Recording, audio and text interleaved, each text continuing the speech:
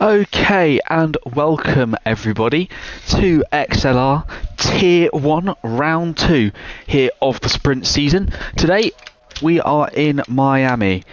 Miami. What can we say about this party city in the southern states of America down in Florida?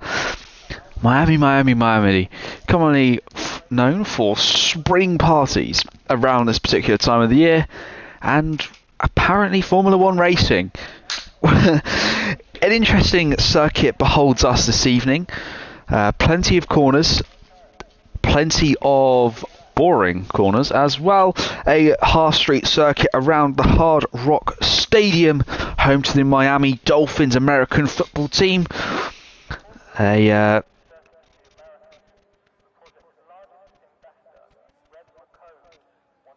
Yeah, and interesting. I don't really know much about Miami Dolphins. I just know that they're at the stadium.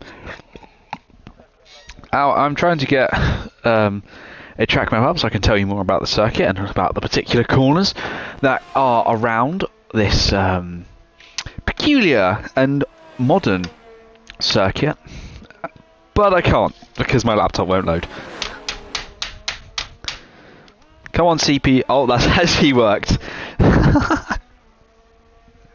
That's managed to work. Okay, so now it's booting up, and well, we can talk about who is first on track to get some laps on the board. And there's Pyro on a set of Inters. Of course, we're at Q1. 20 drivers surround the grid this evening. I am all alone here tonight, and you can enjoy me waffling for probably about 2.5 hours. Depends on how long we've got with safety cars. And there's my laptop booting up once again. Oh no, what's happened? It's disconnected from the Wi-Fi. Alright, let's try and restore the tabs that I had up before the race. Connect to the internet. That is what we're trying to do. Oh, pardon me. I have just eaten like 20 minutes ago.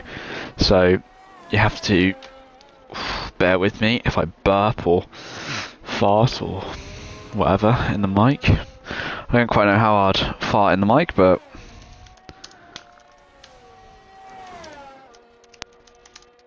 alright, just trying to bring up the track map now. Yeah, you can visit Miami Island Adventure from £71. I don't quite know why we're going there, but and particularly Miami doesn't have any corner. How do I say this? Doesn't have, like, the corners don't have names. They're just corners. They just turn one, turn two. You know, all the glamour, the glitz and the glamour that we see. We have got, let's just flip say. Sorry, I do realise that they're intermediate laps only, so I'm not really all that fussed, to be honest, with what's going on. Oh my gosh, can this image open in fatter? There we go. Right, so we are still seeing, I think Pyro is still currently the first on a flying lap. I will verify that for you as I've finally actually got set up. I believe that's Fuzzle. Yeah, I want to say that's Fuzzle just coming to the line to set his lap. Then we've got one of the Ferraris. In fact, D10 might be in... Oh, sorry, that's Perkins. Oh, indeed, Perkins will be the first to set a flying lap across this circuit. Here comes Perkins, round that final corner now. A 29.2 is the best she can manage. I think that's one of the Haas cars next coming to the line. That's D... Are they out from of D10? I think the Haas pulled into the pit lane. D10, a 28.7. About half a second quicker than what Perkins can manage in a fellow team. Oh, 34.3 for Pyro.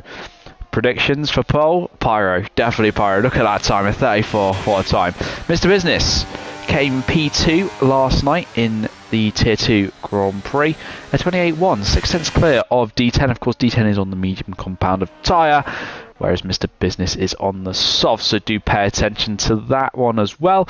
We've then got Rocky, who himself has just exited the turn 17 chicane, a massive overtaking point on this particular circuit. Shakos for pole. Yes. Yes is my only response to that. For the pole, we predicted Shakos. That is just that. And he puts in, Rocky did put in a 33.4. I think he was he's building up to a better lap, because that is not quite representative of the times that we've seen from Rocky so far. El Plan, our resident favourite. I think I got Rocky Pole. Yes, Rocky Pole. Here we go then for Fuzzle, coming around that final corner, 28.6, about a tenth clear of D10 on the medium compounded tyres, of course, half a second back, and he does allow the Williams of El Plan through, who I think backed off of his first lap or was burning fuel, or God knows what other stuff El Plan does in his spare time. We leave that for El Plan's sake. I'm sure you can tell by the number dashed across his car. He is the most mature driver we have on the grid. So then we look to see who's else across the line. There's Jack Imac, I can't remember what season, I think it's season 3 champion on the intermediates, faster than Pyro with a 31.8, which actually isn't that bad for intermediate compound tyres. I think D10's going again here on the same set of tyres. We then got the Mercedes of Pyro into the pits. We then look towards the Aston Martin of James, a newcomer here this evening. Well, he might have been here last weekend, I just wasn't really sure. I just spilt water everywhere.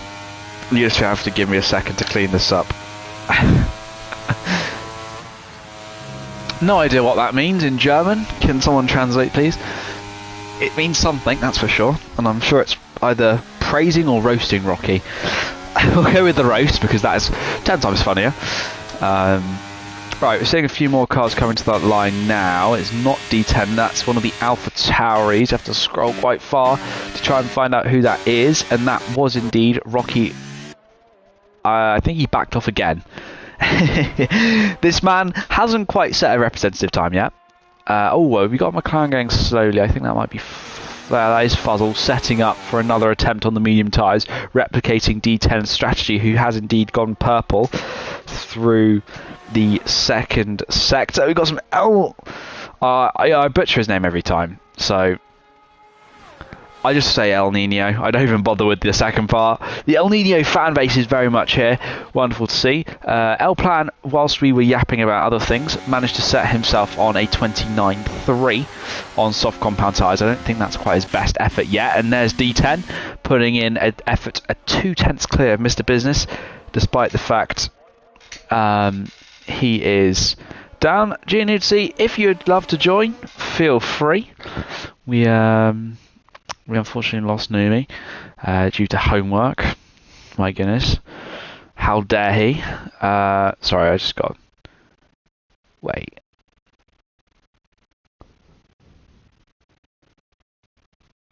Hold on, you just got to give me a second here. Technical issues. I could have sworn it's...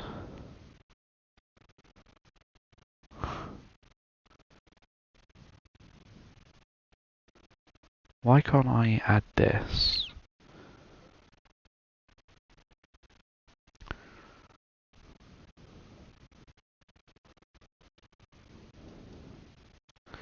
Right.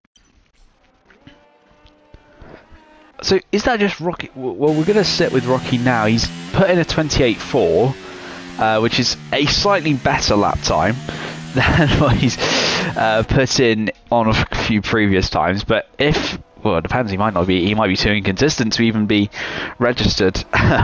He might be eliminated in Q1, but I'm sure there are quite a few drivers that have gone slower so far. Right, we have got quite a few. I think we've got pretty much most of the drivers on track. Indeed, we do. We've got 15 of them out there tooling around, doing Josh knows what out there on the circuit. So we've got D10 finally pulling into the pit lane. We've then got the Williams of that's El Plan also into the pits as well. Aston Martin and Ferrari diving for that pit lane. And then last season's runner-up, Liam Wilder, also a two-time champion here in XLR, going for his first flying lap of the session. Then we've then got tech support, our wonderful Instagram admin, putting in some work as well. I don't think Gianuzzi will be joining us. We've then got a 27.4 coming out from Lele. That sets him up for P1 at the moment. Try again later, boy. Puts in a 27.5. This is 4 times quicker than the medium times D10 was able to put in on his laps. But if he can get through on those medium tyres, it's usually a pretty good affair. El Nino beginning his flying lap of the session, and there is Giannuzzi coming into the session, so he will indeed be joining us throughout the next parts of qualifying. I think we just didn't see Jack Imac. Perkins has retired in the pit lane, believing she has done enough. We've then got some of the heavy hitters are now actually out on circuit, setting representative lap times. Jack Imac, I need to change the volume of the game because I said it the wrong way. Right. Giannuzzi, welcome to the stream once again.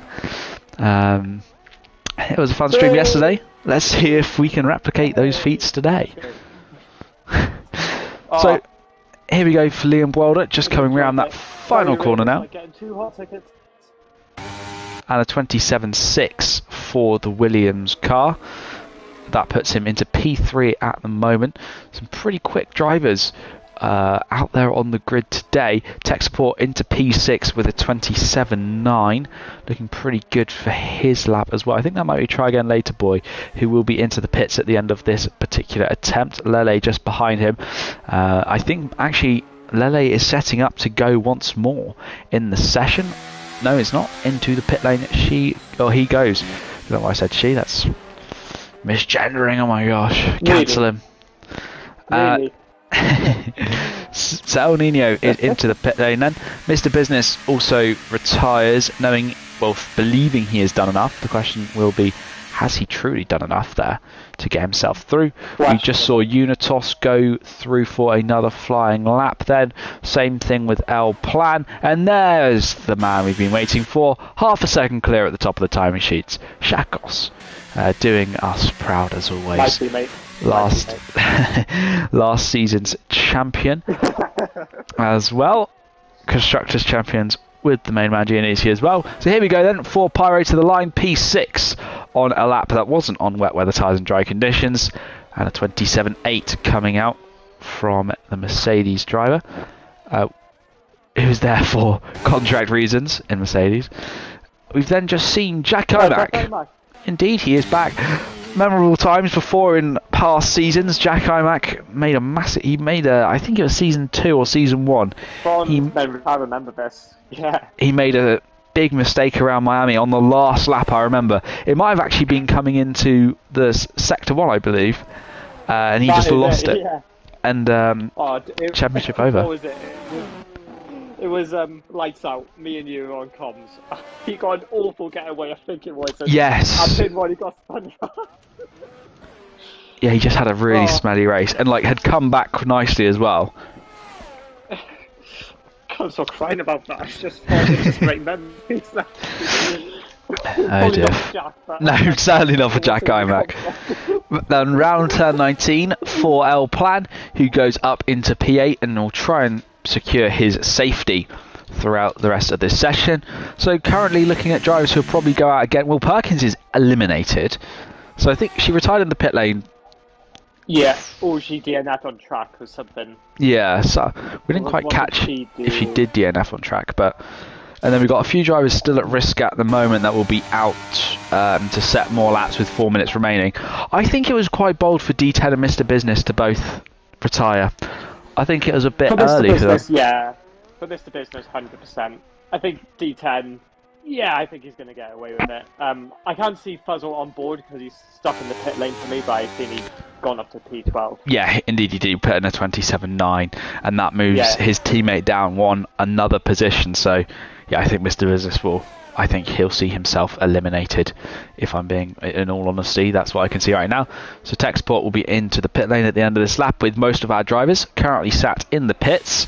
Probably unlikely for a lot of these guys to go again, especially if you're at the front of the field. There's no point, unless you'll Try Again Later Boy and you seem to want to try and take P1 in Q1. And if I was him, I wouldn't be out again. I'd say that my 27.5 was relatively safe and I wouldn't need to, but hey ho, maybe it will be the smartest move we see on the grid, and Shakos is eliminated in Q1. But for some reason, I don't quite see that being the true possibility, a The true case, really. probability would be, yeah, probability of that happening is there's more chance of me breaking my arm than seeing Daniels probably getting eliminated in Q1. So yeah, Unitos found his way to an invalid lap and is now as such into the pit lane. Unitos P15, not really something I expected, as he is a relatively quick driver. Decently, yes. Won the championship in Tier 2 last season, of course, as well. So I would have expected him a little higher, but I think he'll of course be one of our drivers that is out again.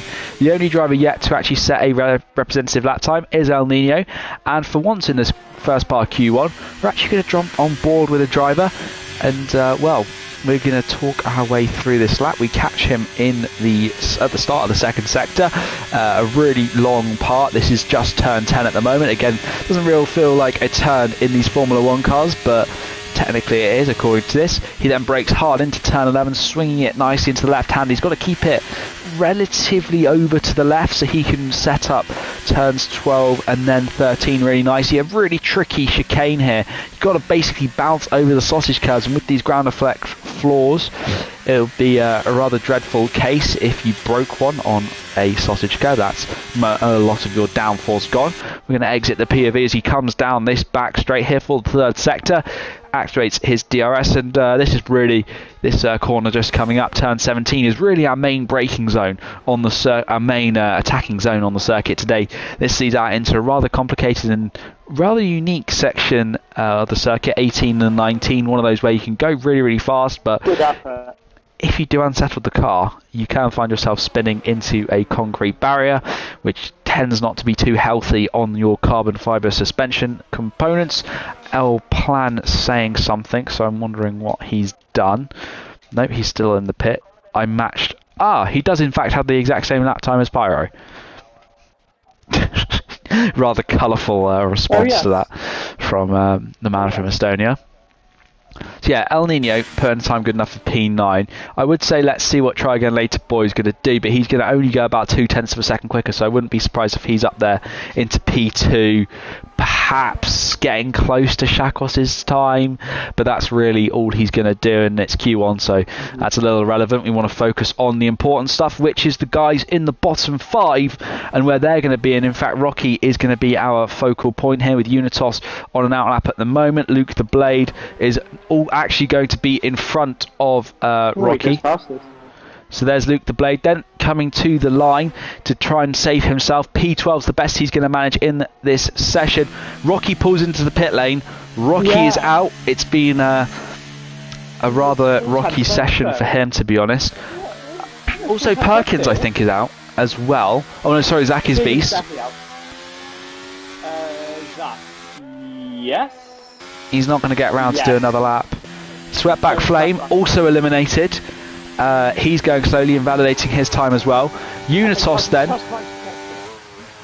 Doesn't want to just go over the line. It's going to be Unitos to try and displace Mr. Business at the bottom end of the field. It's pretty much a one-way fight here. Mr. Business is not out there on the circuit to respond, and he only really needs about half a tenth, just over half a tenth of an improvement, does Unitos, to be able to make this one work. Of course, he does have to keep the lap valid as well. He does have he's got a couple of cars in front of him, one being his teammate, a Haas and an AlphaTauri. His teammate gets out of the way very nicely as they make their way through the chicane once more. The Haas is indeed there, but it's probably going to give Unitos quite the hefty slipstream, and it's 2.5 tenths up on his lap time at the moment. This isn't looking promising for Mr. Business, and it looks like Unitos will find himself in Q2 rather than the man in the McLaren as they make their way down into the turn 17 braking zone. The Haas still in front, but I don't think it's going to affect Unitos all that much now. So here we go. This is the point where we see Mr. Business eliminated in the qualifying session. Indeed he is, with up to P10 for Unitos. So in Q1 then we lose Mr. Business, Rocky, Perkins, Sweatback Flame and Zach is Beast. Well, to be honest, I was expecting a bit more of an exciting end with all of these guys on track fighting. But they all seem to just die, so oh well to that one. At least we saw Unitos getting close, but when it was very well. and we got some shock reactions to El Plan in Q2. Oh dear. Well, pole. It looks like it could be a relatively interesting affair, but what we do have to remember is that Try Again Later Boy has done that lap right at the end of the session, whereas Shakos has literally just done a one pump dump just to see what he could just really get through, and I'd expect him to do something similar in the second part of qualifying as well.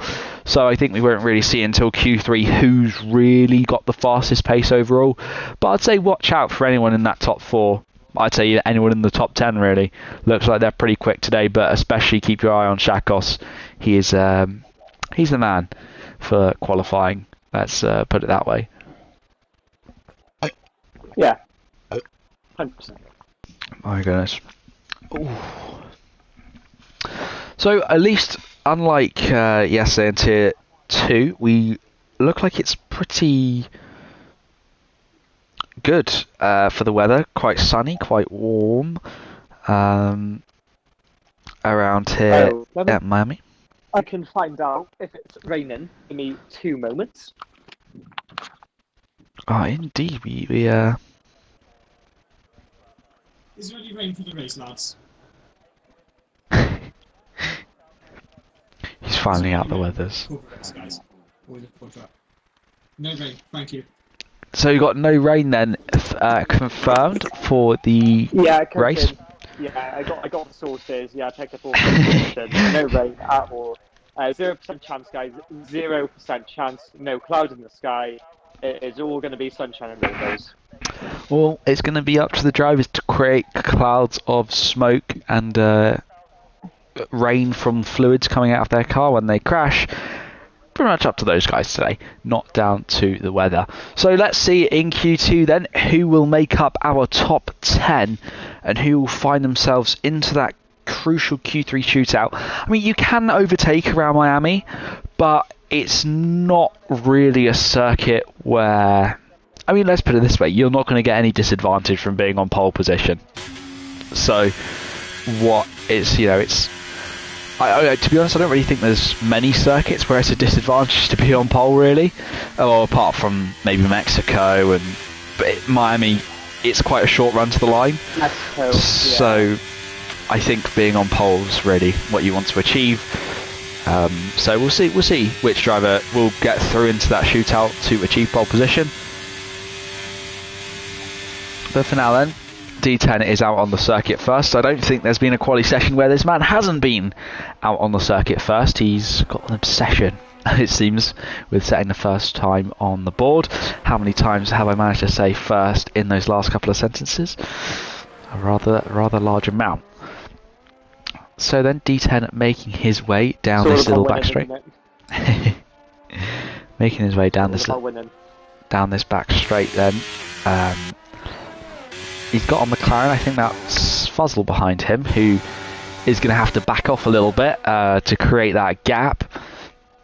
You know, you want that gap, especially through that first sector. You don't want to be getting too much dirty air there, otherwise you will find yourself in a pickle with a barrier, and concrete barrier versus carbon fibre F1 car. I know who I would pick to win that fight, and it would not be the carbon fibre. A bit of a lock-up into turn 1 then for D10. Quite an awkward first corner. It's a really tight and narrow and just awkward and a bit like kind of corner that you don't really want to drive. You want to be on the throttle as quickly as possible, but then it's like you want to be off the throttle a little bit, and then you've got to try and get back on the throttle as soon as possible.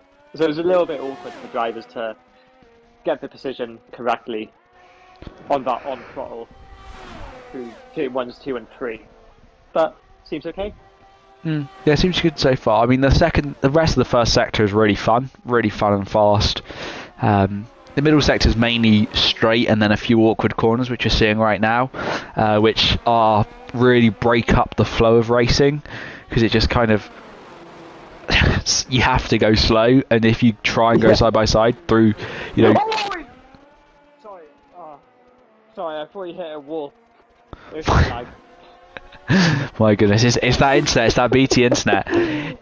He gets a bit of a little bit of a slipstream on the back of tech support then as he makes his way into the braking zone of turn 17. Hard on the brake, second gear, get it turned in nicely, and on the power. Looks like it has been a relatively calm and relaxed affair for D10 then, as he sets a 27.5. A pretty decent effort, to be honest, through the second part of qualifying. Fuzzle with a 28.1, but he is on a set of medium compound tyres, so just take that into consideration. Jay-Z is the greatest driver. He is very much our greatest driver.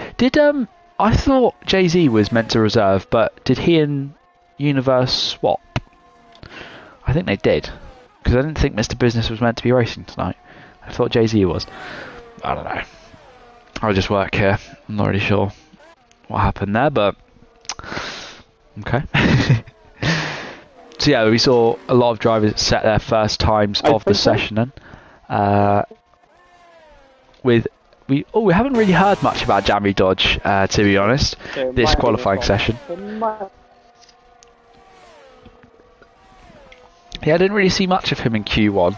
He's kind of just been silent in the background, really, and he's popped up into P3 for Q2. Also, what on earth is happening here? They're just sort of all bunched up trying to let drivers through. And in fact, the Haas of... And there goes Lele to... That's a cracker of a lap time. Half a second clear of Liam Wilder. And significantly clear of D10. Another 2/10, so about 7/10 up on D10's lap time. Lele's fast. Lele has been putting in the laps so far, so we'll have to wait and see what he can bring to the table. Good. Very, very driver. We'll have to wait and see what happens when it comes to the business end of things in Q3. Tech support preparing to start another lap there. That was a weird glitch on the screen. It just seems to drive through a cloud of smoke that just appeared. Okay, we won't question that one. So Shakos, Jack Imac and tech support all on flying laps at the moment. All very relatively early into their laps. The Ferrari of Shakos the furthest out of this trio, and currently, pardon me, in that dodgy 14-15 chicane, where in the first Grand Prix held here in 2022, Esteban Ocon found the wall in the early parts of free practice.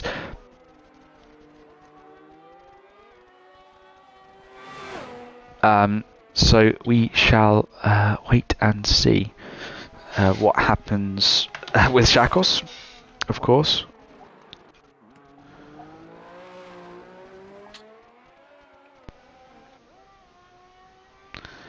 And well, here we go then, to the line for Shakos. And that is behind Lele by about 0.3 of a second then for the man, the myth, the legend himself. And then it won't be too long before tech support comes to the line to also set a flying lap time, a representative flying lap time. Much better than his 1:45. I'm sure it will be far better than that.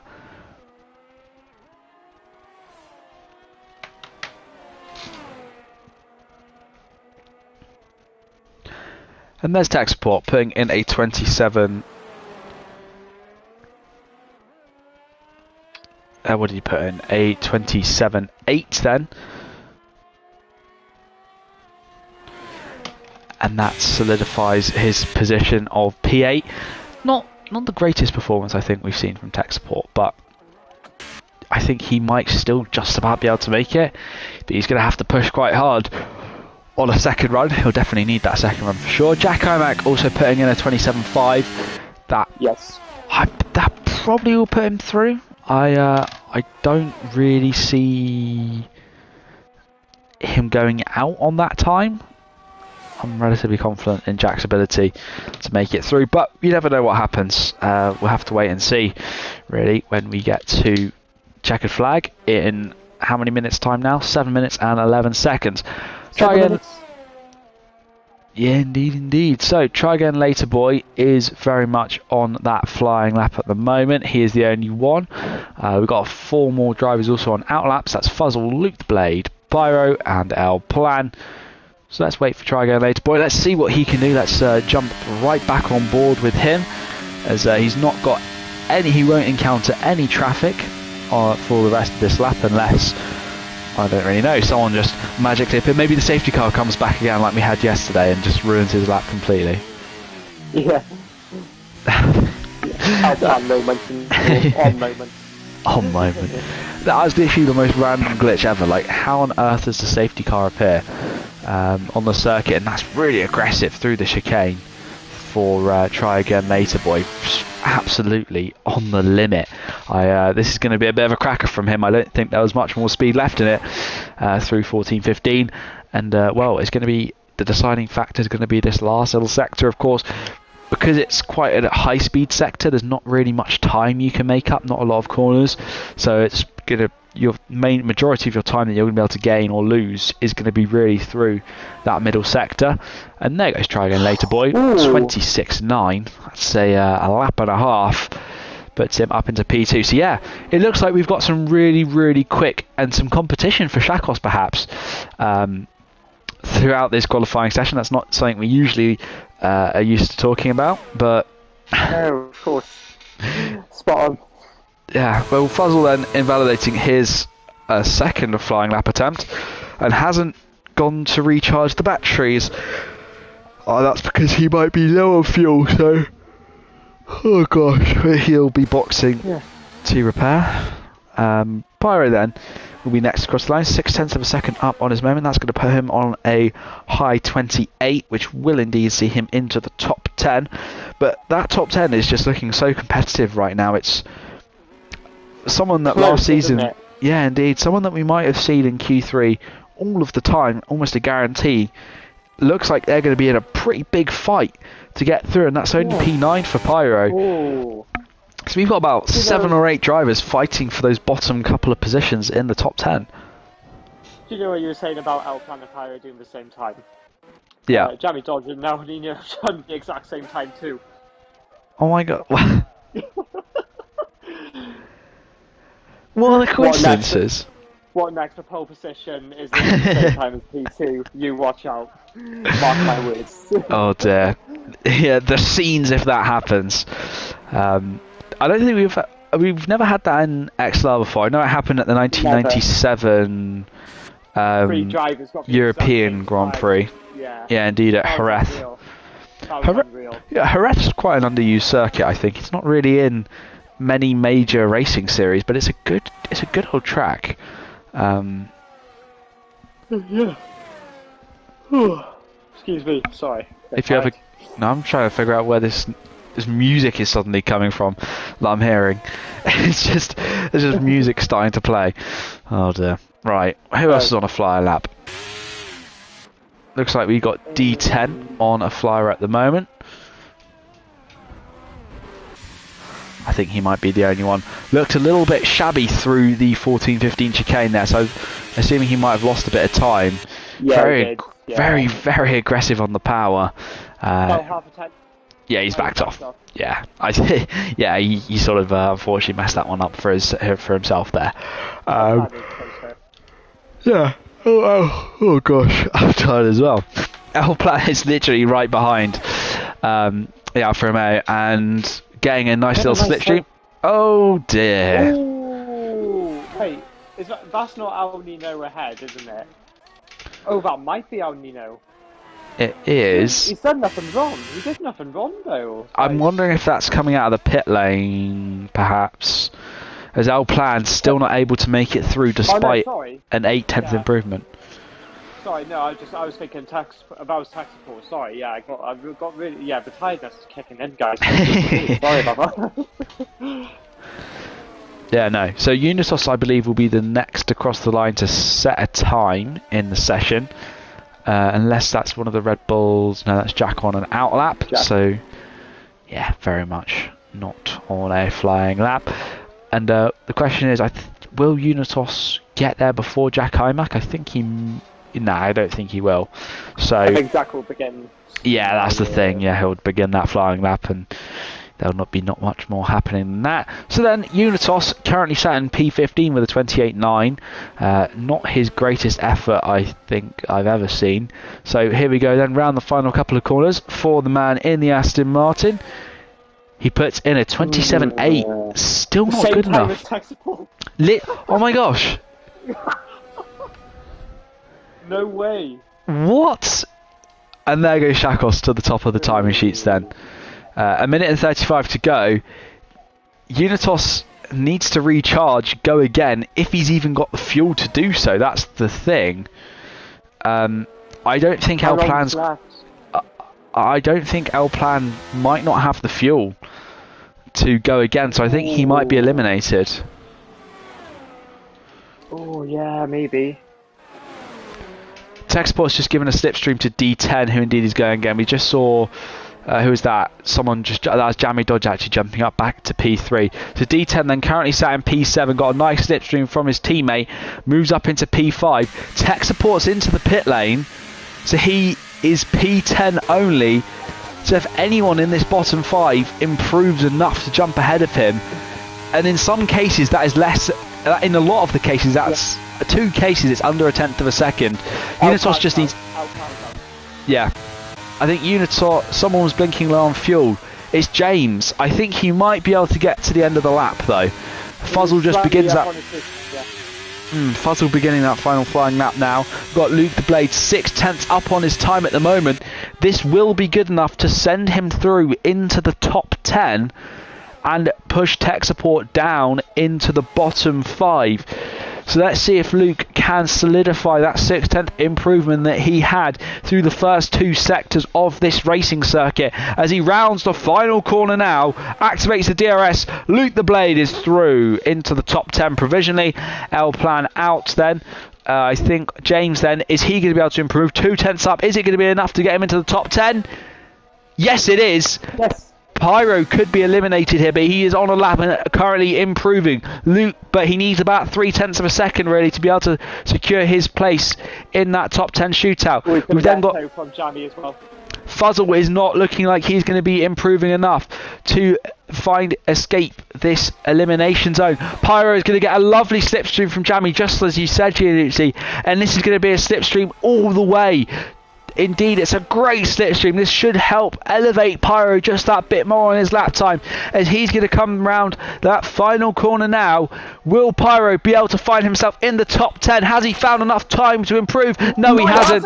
And he is out of qualifying. Fuzzle, I don't quite think he's going to have enough. No, he's not. Unitos, though, 0.3 improvement at the moment. He's going to be very, very close to that bottom end of that top 10 positions. So let's see if the Aston Martin can secure a double position in Q3, a double top 10 qualifying result. No, he can't. He loses time through. I think he had a little wobble through the last part of the third sector that cost him significantly.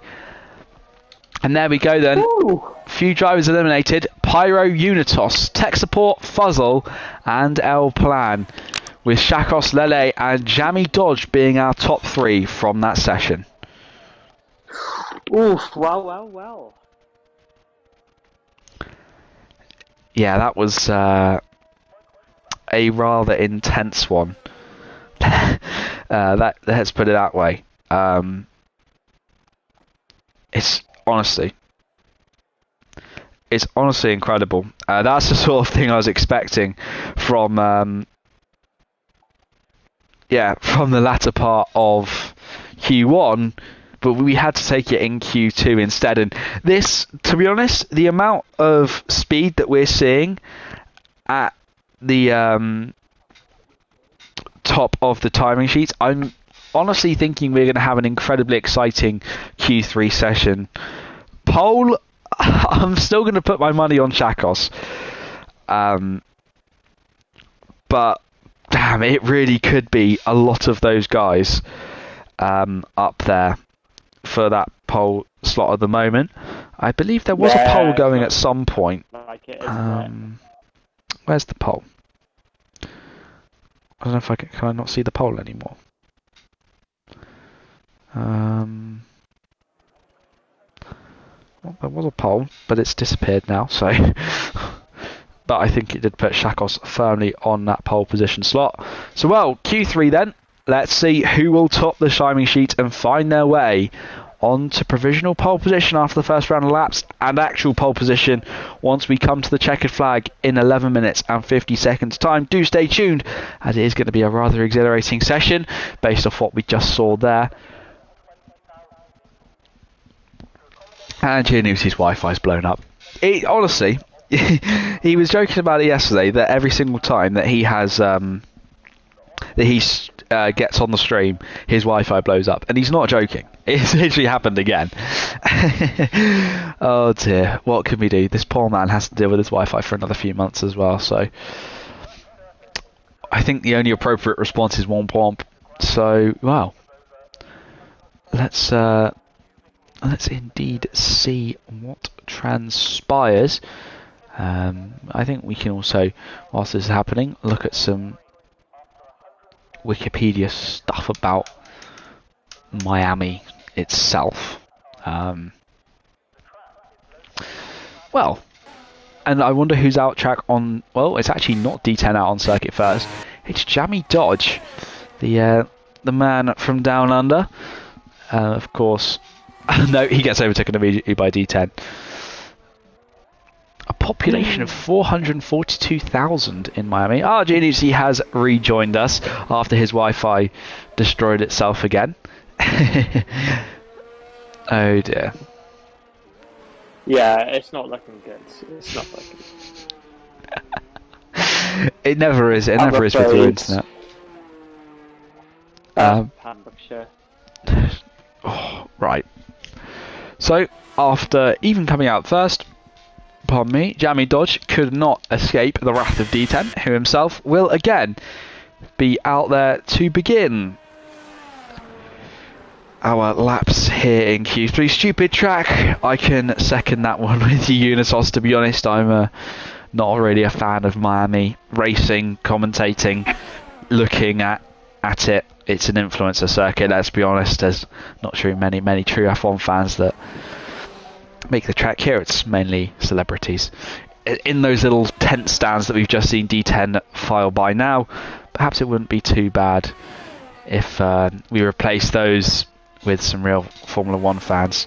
Zero surface. Well, that's because it's a half street circuit and the grip is dodgy. And the corners as well. They themselves are also rather unfortunate to drive. Not pleasant. No, it's just... especially that middle sector. I'm sorry. Who designed that? I probably Herman Tilke, let's be honest. He designs all the dodgy tracks. The circuit, is it kind of... if you squint your eyes hard enough, you can see a bit dolphin. You have to really squint. You can a little bit. You have to really squint. So, you know those old-fashioned magnets that you hold, and like anything metal, it just comes to you. Yeah. I don't know if everyone's got that. Yeah, it just kind of reminds me of that. It reminds me of like one of those old-fashioned magnets that can just pull any metal to it. But yeah, I got a weird brain. I don't know. 21. Sorry, 21. 27.194, and then a 27.124 for Jamie Dodge. Looking pretty good for him. Currently on provisional pole. But Lele smashes it out the park, my goodness, with a 26.6. Lap and a half. Try again later, boy. Is he going to be able to displace? Yes, he is. A 26.5 coming out from Try Again Later, boy. Cracking laps from these guys. We've then got Jack Harmack on an hour lap. We've then got the double champion, Liam Boulder, activating his DRS, coming down this back straight at the moment. Hard on the brakes into turn 17 for the Williams driver. And, well, he's powered by Duracell batteries. Is the energy going to last him all the way to that checkered line? A 26.8, 3/10 away from what is currently provisional pole. He's got a lot of work to do should he want to get anywhere near those guys at the front. They are on a complete different planet. The speed that they've got is just ludicrous, I must say. Right, just checking. Jamie Dodge isn't doing anything too dodgy on his in lap. he's actually not doing something stupid like go again. And he's not. So Jack Imac will be our next driver to cross the line on a flying lap at the moment then. He is just making his way through the cursed sector. We're going to actually go on board just to see his inputs on the wheel through this particular sector. You just got to be so aggressive with your steering angles. Indeed he has. Yeah, Jack Imac's invalidated. Miami continues to haunt him, and an invalidation is not really the direction where you want to be going on this particular circuit. So I think we then jump to Shakos, and we can actually go on board with him as well through this second and penultimate sector of the circuit.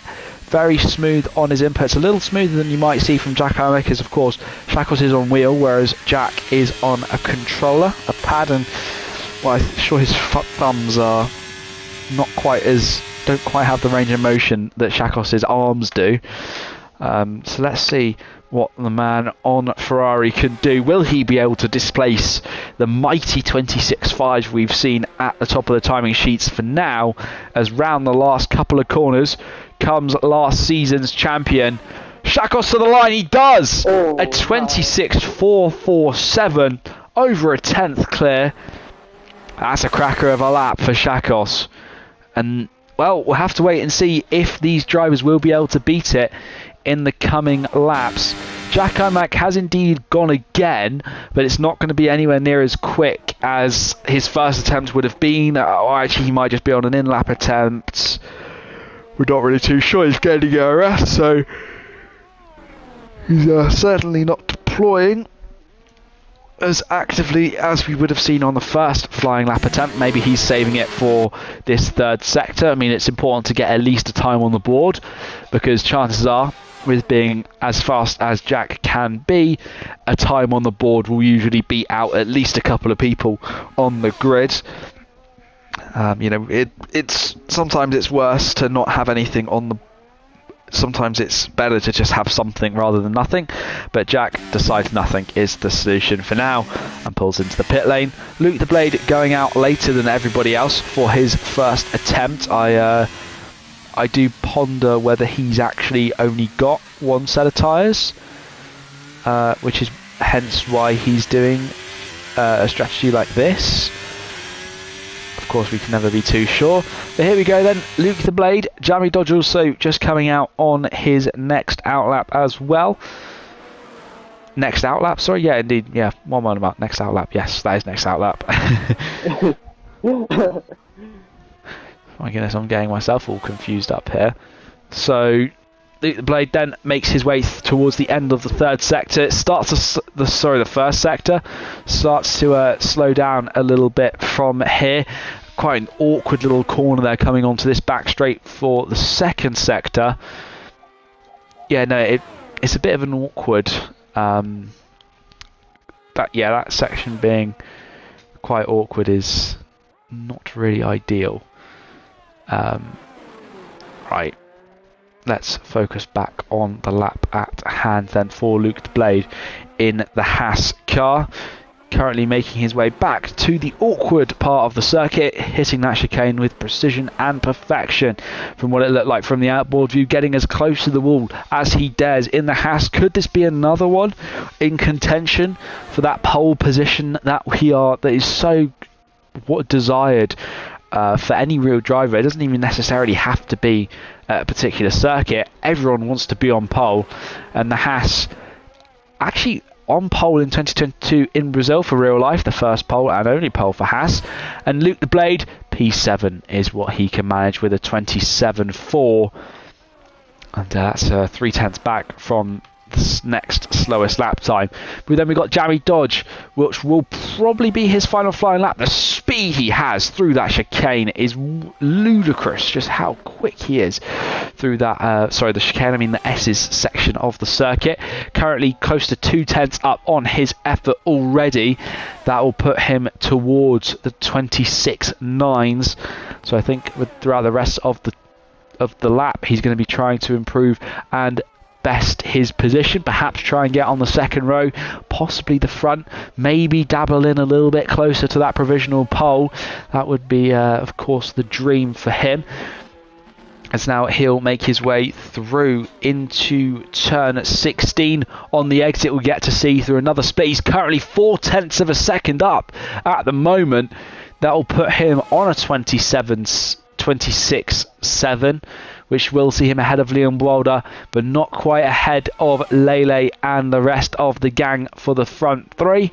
Locking up a little bit through that through turn 17 as he makes his way through 18 and into 19. Jamie Dodge to the line, half a second improvement, and he does go ahead of Lele with a 26.5. A valiant effort from the Mercedes driver. And so El Nino has backed off of a flying lap attempt for now. So then we've got James and Jack, and alongside El Nino, yet to set a flying lap in this particular session. So we've got to wait for them with only a minute remaining on the clock. Luke the Blade retires from the session. His qualifying is over.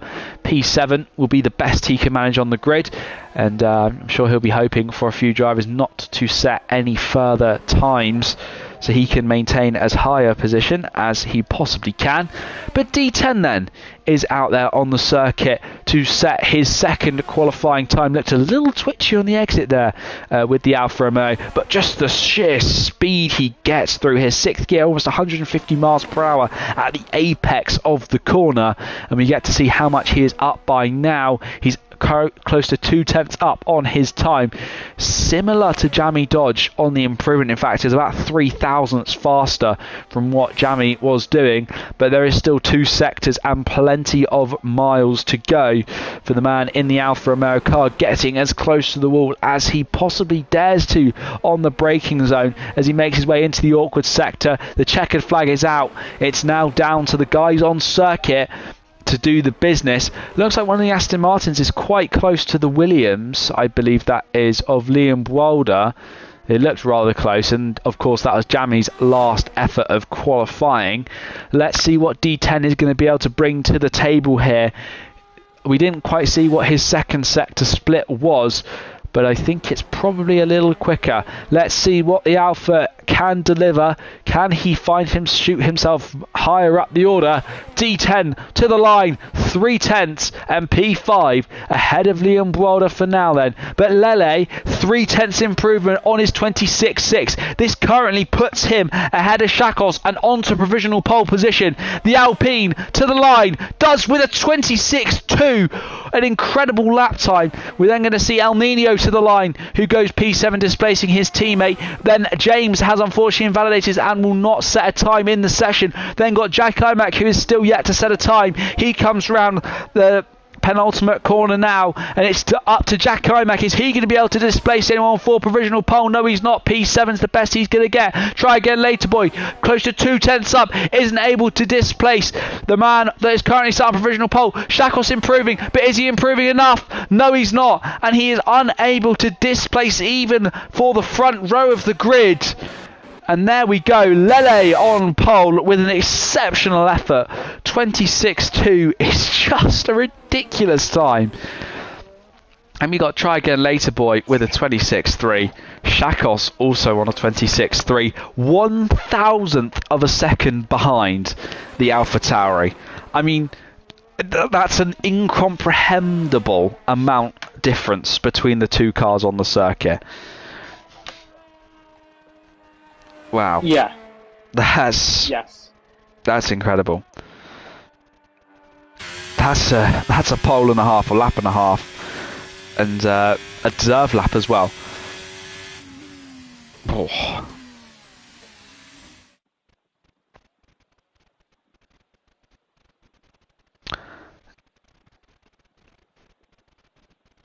And no lobby restart, we are being told. Of course, El Nino does have a 5-place grid penalty and will be starting a few places behind at P13, and we will have no lobby restart to counteract that penalty.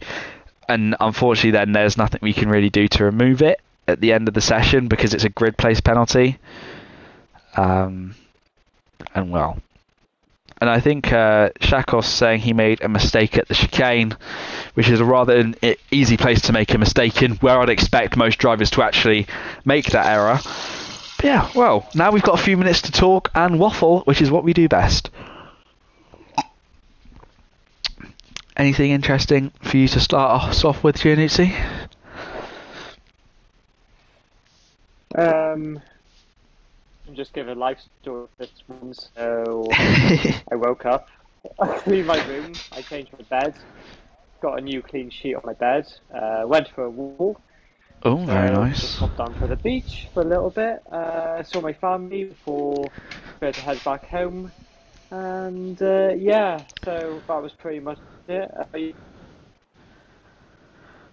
Yeah, I mean, to be honest, today has been a relatively quiet affair for me. Just usually my my Sundays are kind of the day that I just really chill. So just like, yeah, like to go outside a little bit, of course, get that fresh air. There's literally, you can't go wrong with getting fresh air. I think genuinely having fresh air is one of the healthiest things you can do every day. Just getting out, you know, even if you walk a couple miles into the countryside, it's, you know, it's just really important to grab that fresh air and, you know, get that country air in your breath, because especially if you live in a town or a city, it's all the time. It's always grey and so many cars, and it's nice to sometimes just get out there and hear the birds, and you know, that's kind of the only thing, and look at the trees and the grass. Touch grass, as some of the drivers on the grid definitely should do once in a while. You know who you are. Yeah, you very much know who you are. And we're being told no safety cars. Battle, though. Yeah, no, certainly. And I can't remember ever seeing Lele race. I might have done before, but I can't remember. It's too long ago. But yeah, no, the speed that they have and just how close together they still are is really indicative of us having, pardon me, what could be a cracker. With this track, it feels impossible to escape the DRS chain, regardless if you're leading the race, because I don't know what it is. It's like, I just don't think you got enough time, have enough corners to gain all that time away. I just feel like you get sucked in. Doesn't matter if you overtake people. It's just close together. But I really do think it's going to be a close race, and I do especially think safety cars or even VSCs could make the difference for today's race. No, 100%. That is what is going to make our difference, especially with the nature that we have here around Miami, of just the way that we have you see this really high speed section of the circuit where it's so difficult to get any racing, actually side by side action done. You have to sit behind, and you're inevitably going to lose time because of the dirty air. You're not going to quite have as much downforce, as much power as the guy in front. But then you make your way onto that straight, you can gain, and then there's no real flowy section for you to make an overtake or gain more time before a DRS zone. It breaks your racing up straight away into a really difficult sort of mechanical grip. You're going to be affected with your dirty air once again through that sector, and then you've got another really long DRS zone, and that's that where you can gain your time. You come out of 16 a little close, and then you gain through that back straight. You can stay close through 17 as there's not that many corners, and then through 18 and 19, and then you try and make your move into turn 1, but then turn 1's a really tricky corner to overtake on anyway, and it's kind of like the cycle continues, and you can use these low speed corners to really back up the pack as well, and it's very indicative, as you said, of those DRS trains. So we can only wait and see, and we are going in the race. So Gianuzzi, run us through the tyres that are strapped to everyone's four wheels today. Okay, so with Lele is deciding to go for tyres to get a good start for the first 2 laps. Try again in late Troy and Jack decided to go hard and go long. Jamie Dodge, ovens. Fair enough. D10 all the way down to Jack will compromise on hard tyres. Luca Blade on mediums. James personal train PT for short. Pyro, Unitos and tech support all opted for hards. El Nino on the mediums for hards. Then L Plan all the way down to Pierkins. We'll start with medium. Swap back Flame on softs. And Zacchus Beast going long on hard as well. So I think D10's spun somewhere because he's managed to find... Yeah, he has. Wait, no. Who's... I could have sworn there was... Oh, wait, that's... Is that tech support all the way back there? Yeah, it is. Sorry, I thought it was D10. It's tech support. Oh, you're right. I don't know what's happened to him, but he's decided the back of the grid is where he wants to go, and if he feels that that's what he needs to do to win today's race, he goes for it. But that'd be the wisest thing to do. Might be the wisest thing to do, Solid, as well. To be fair, like turn 1 is not an easy place to start off with, especially with 20 cars jumping packed together, all within like 3 seconds together. So, yeah. Yeah, no, it'll be an interesting affair. It just feels weird. I'm hovering over the guy that's in P12. Oh, now he's making up his positions, and he's currently sat in P18, which is rather strange. But then, oh, he just wanted to get them overtakes. that's overtake of the week done. He'll post that on Insta. That's his vote. Overtake done before the race has even started. Right then, so we've got the whole pack in a Williams sandwich. French bread, which is probably the nicest thing about the French, and a variety of other nations in the filling. Let's see what results they can produce for us today across 29 laps around this Miami circuit. We've got 3, 4, it's 5 red lights. And it's lights out and away we go then for the Miami Grand Prix. Looks like a good getaway on the soft compound tyres for Lele. Everyone seems to be roughly holding positions. The Aston Martins look like they were squabbling a little bit. We've then got the Mercedes and the Alfa Romeo switching positions. Jamie Dodge losing a place. A bit of contact in the background for those two, but luckily making it through on time. Luke the Blade also making an assault on James. That has up into the higher positions than he was now. It's all really kicking off at the back with the McLarens squabbling for grip and space on the circuit, fighting, and there goes Mr. Business on El Nino. Looks like Pyro making moves on El Plan in the Williams as well. The overtakes are happening, the action's really happening at the back, and look at the gap that Lele's pulled on the top left of your screen already. 1.1 seconds for the Alpine driver. Not really something we're seeing in real life, F1, as they're making their way down into the left-hander for the first time, wheel to wheel between Pyro and El Plan. El Plan's forced slightly wide, but now has the inside line and can try and outpower Pyro, but Pyro manages to make his way through. There's a Mercedes, that's Jamie Dodge parked somewhere. I saw Jamie Dodge parked somewhere. We've had a lobby. We had a lobby issue. It's a lobby issue. And is it a restart? Is it? Yeah, I think so, because a lot of drivers are disconnected. Just checking. Nothing on mine yet. Yeah, lobby restart. Yeah. I think, I'm not sure who disconnected where, but yeah, I saw. Perkins went first, I think. And Pyro had a spin, and then I think he had disconnection, and at the end. So. Well, that's an interesting race start. Eunice was saying Steam lobby split again. So we had a lobby split. So we've had that many times before. So what happens when the lobby splits is that some of the cars disconnect and go into separate lobbies. And it creates, so we on the stream will see one thing, half the drivers will see another thing, and it's horrible. Because we had that before at Imola, didn't we? Where people went over the gravel trap, or we thought they did, but they actually didn't on our screen. How good times, eh? Good times already. And well, this gives us more time to talk about random stuff.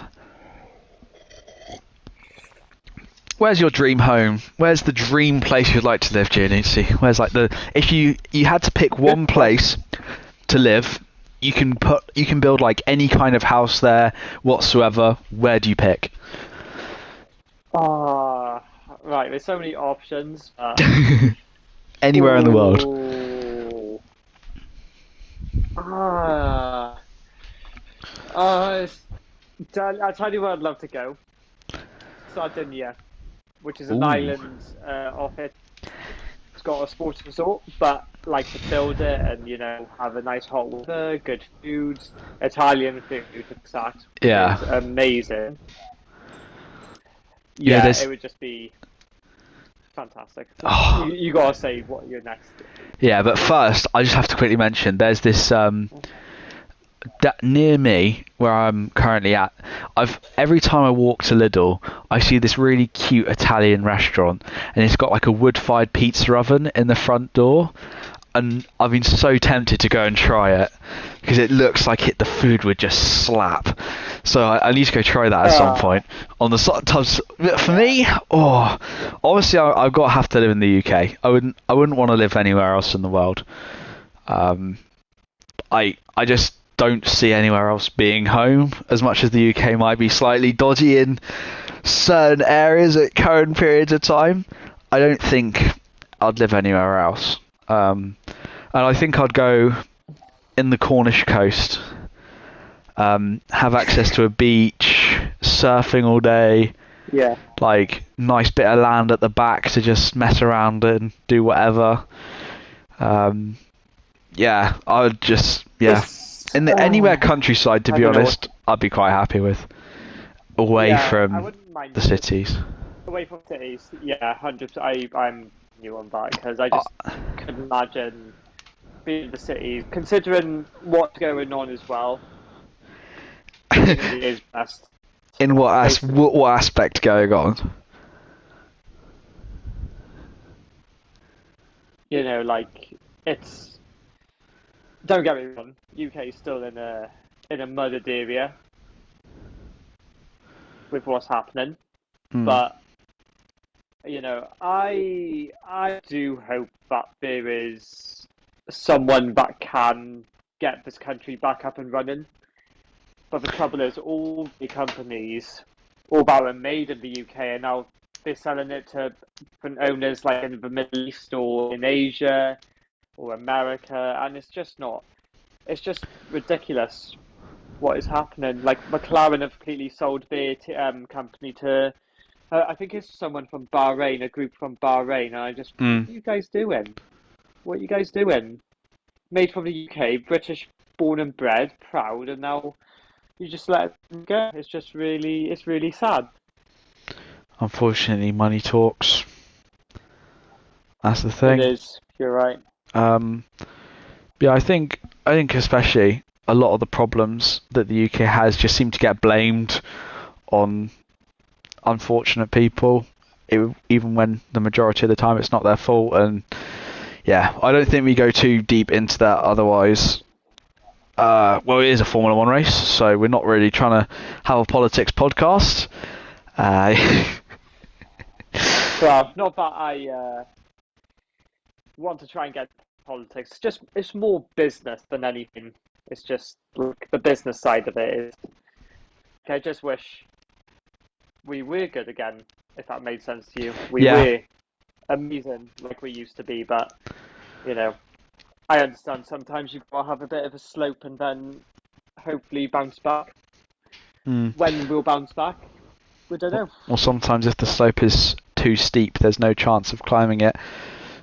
So we have to wait and see how that transpires. But next weekend, I think, we are back racing in real life Formula One in China, I believe. Is it next weekend or is it the weekend after? Yeah. Oh, God, that's another early morning. It's a sprint race. disaster. Not only is it a sprint race, but I think it's also because it's China. It's early morning. I think. I'm just checking now. There's no risk, right? Someone told me that China only has one time zone ever since the People's Republic of China took over.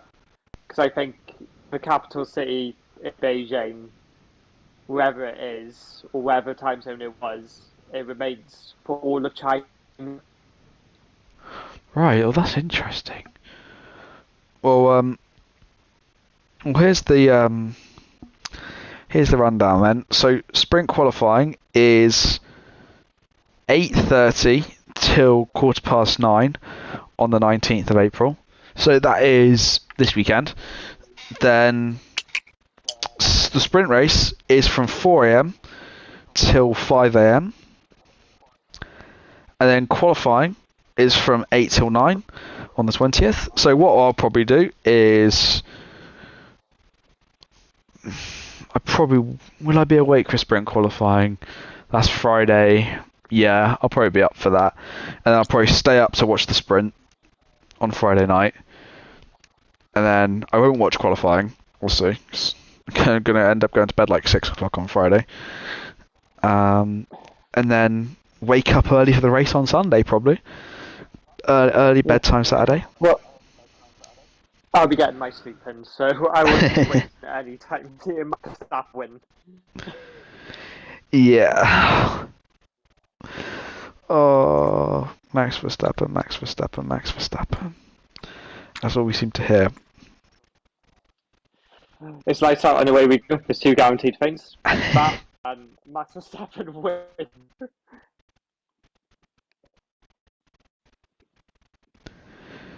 Wait, oh my gosh.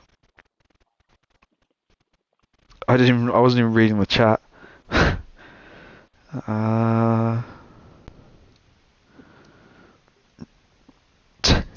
No, he's just beautifully put the world's longest town name in existence.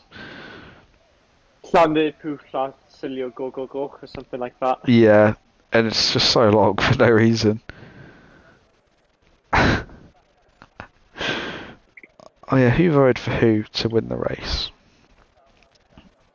I don't know. Well, we'll have to see. Channel points is basically betting. Is it betting? No. How do you even earn channel points? Do you have to like buy them or something? To be honest, I got no idea. I could not say. Well, they're gambling something, and at least it's not. Well, I hope it's not real money.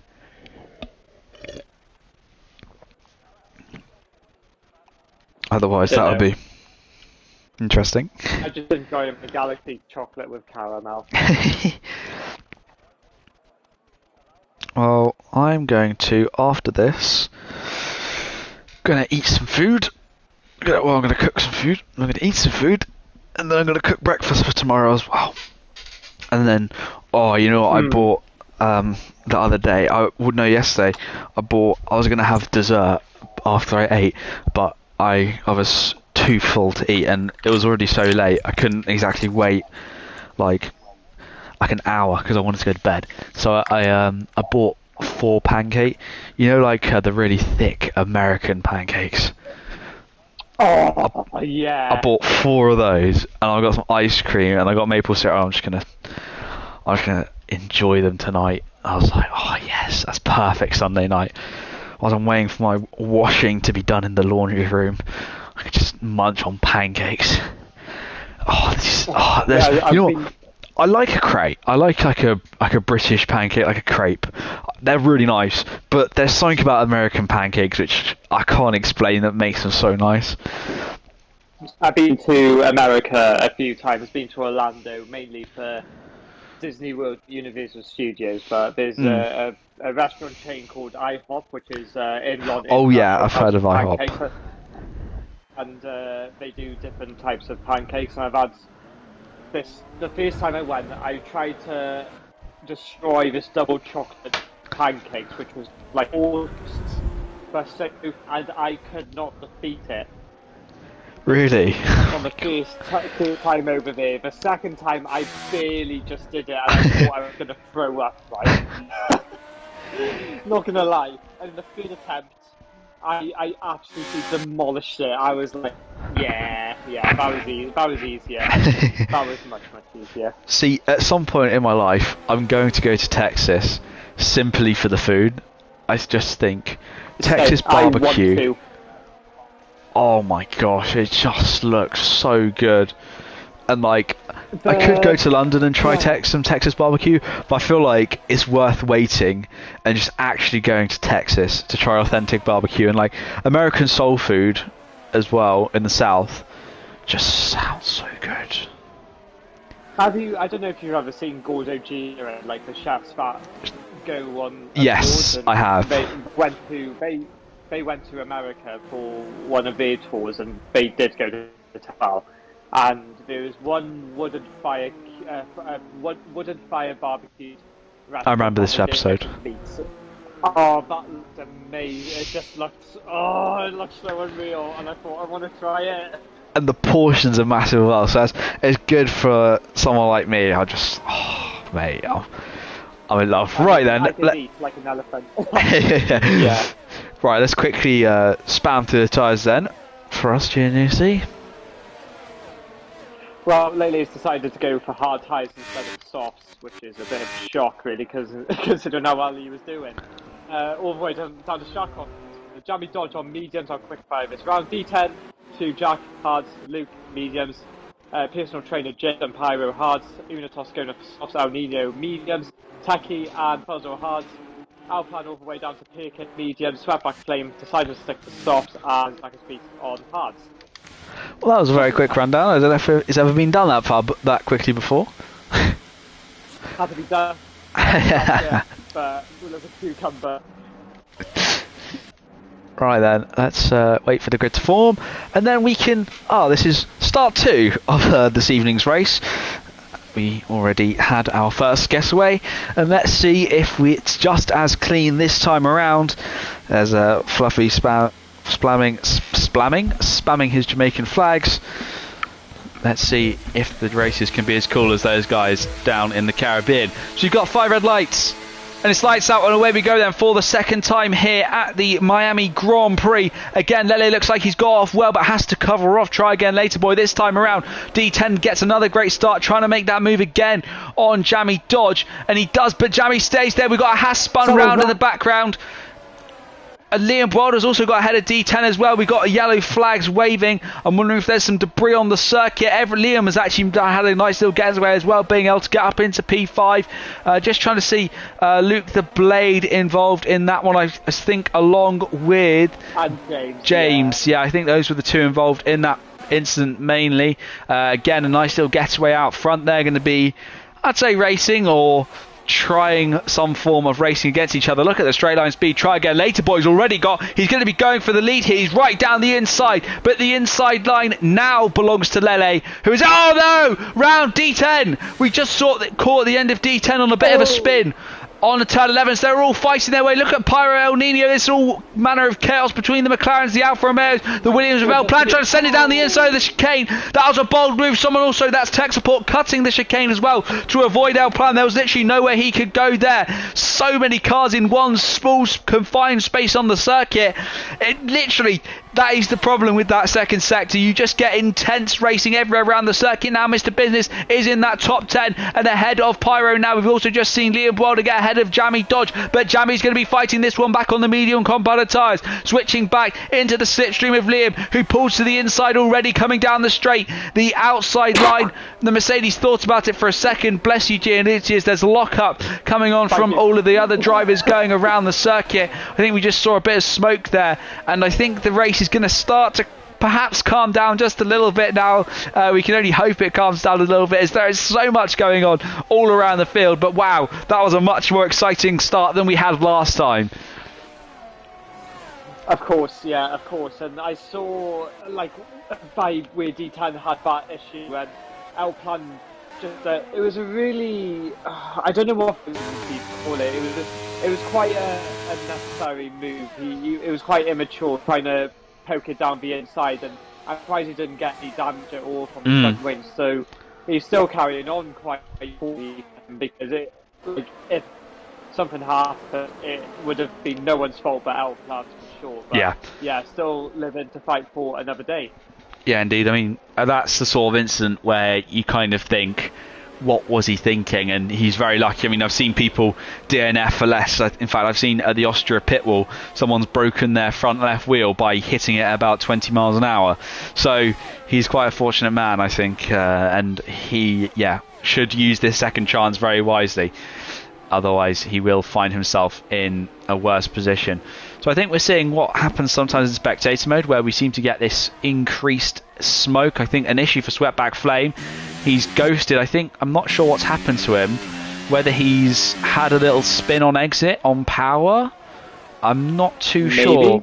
But I think he dropped down a couple of positions there. He had a decent little getaway at the back.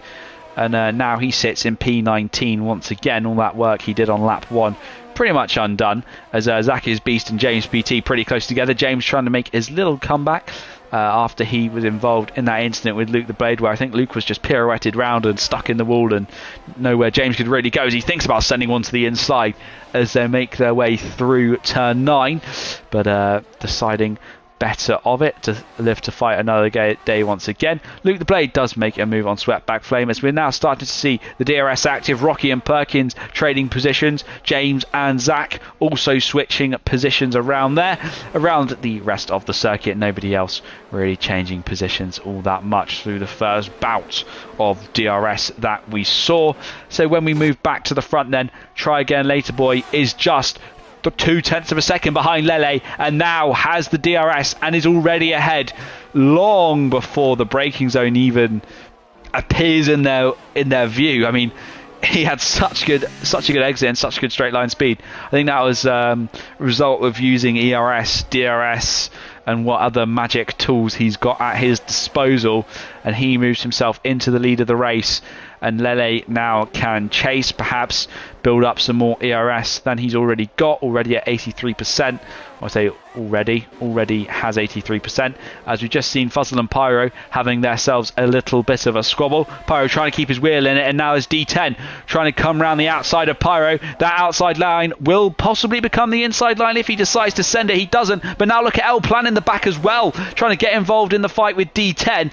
This is what happens when people go offline to make overtakes. They're slower, and then more drivers try and get involved, and it leads to these rather inflamed incidents of too many drivers for a small stretch of track. But here we go then. Already. Indeed, such a good exit coming out of turn 9, and L Plan in the back of Pyro as well, trying to see if he can find a way round. We're going to see this Pyro not deciding to make the send, and the Mercedes was actually nicely positioned in the middle of the circuit to not really allow L Plan to go inside or outside to set up a switchback or send one to the inside of the circuit. So that's decent defensive driving, but that has cost him a position. We've then seen James, I think, made a move on Rocky once again to remain in the position he is currently in. We then move back to the front, where Lele was almost assaulting Try Again Later Boy. Went a little bit deeper than the AlphaTauri driver into that turn 17 braking zone, but no cigar from that move, and he's still going to have to stay behind for yet another lap.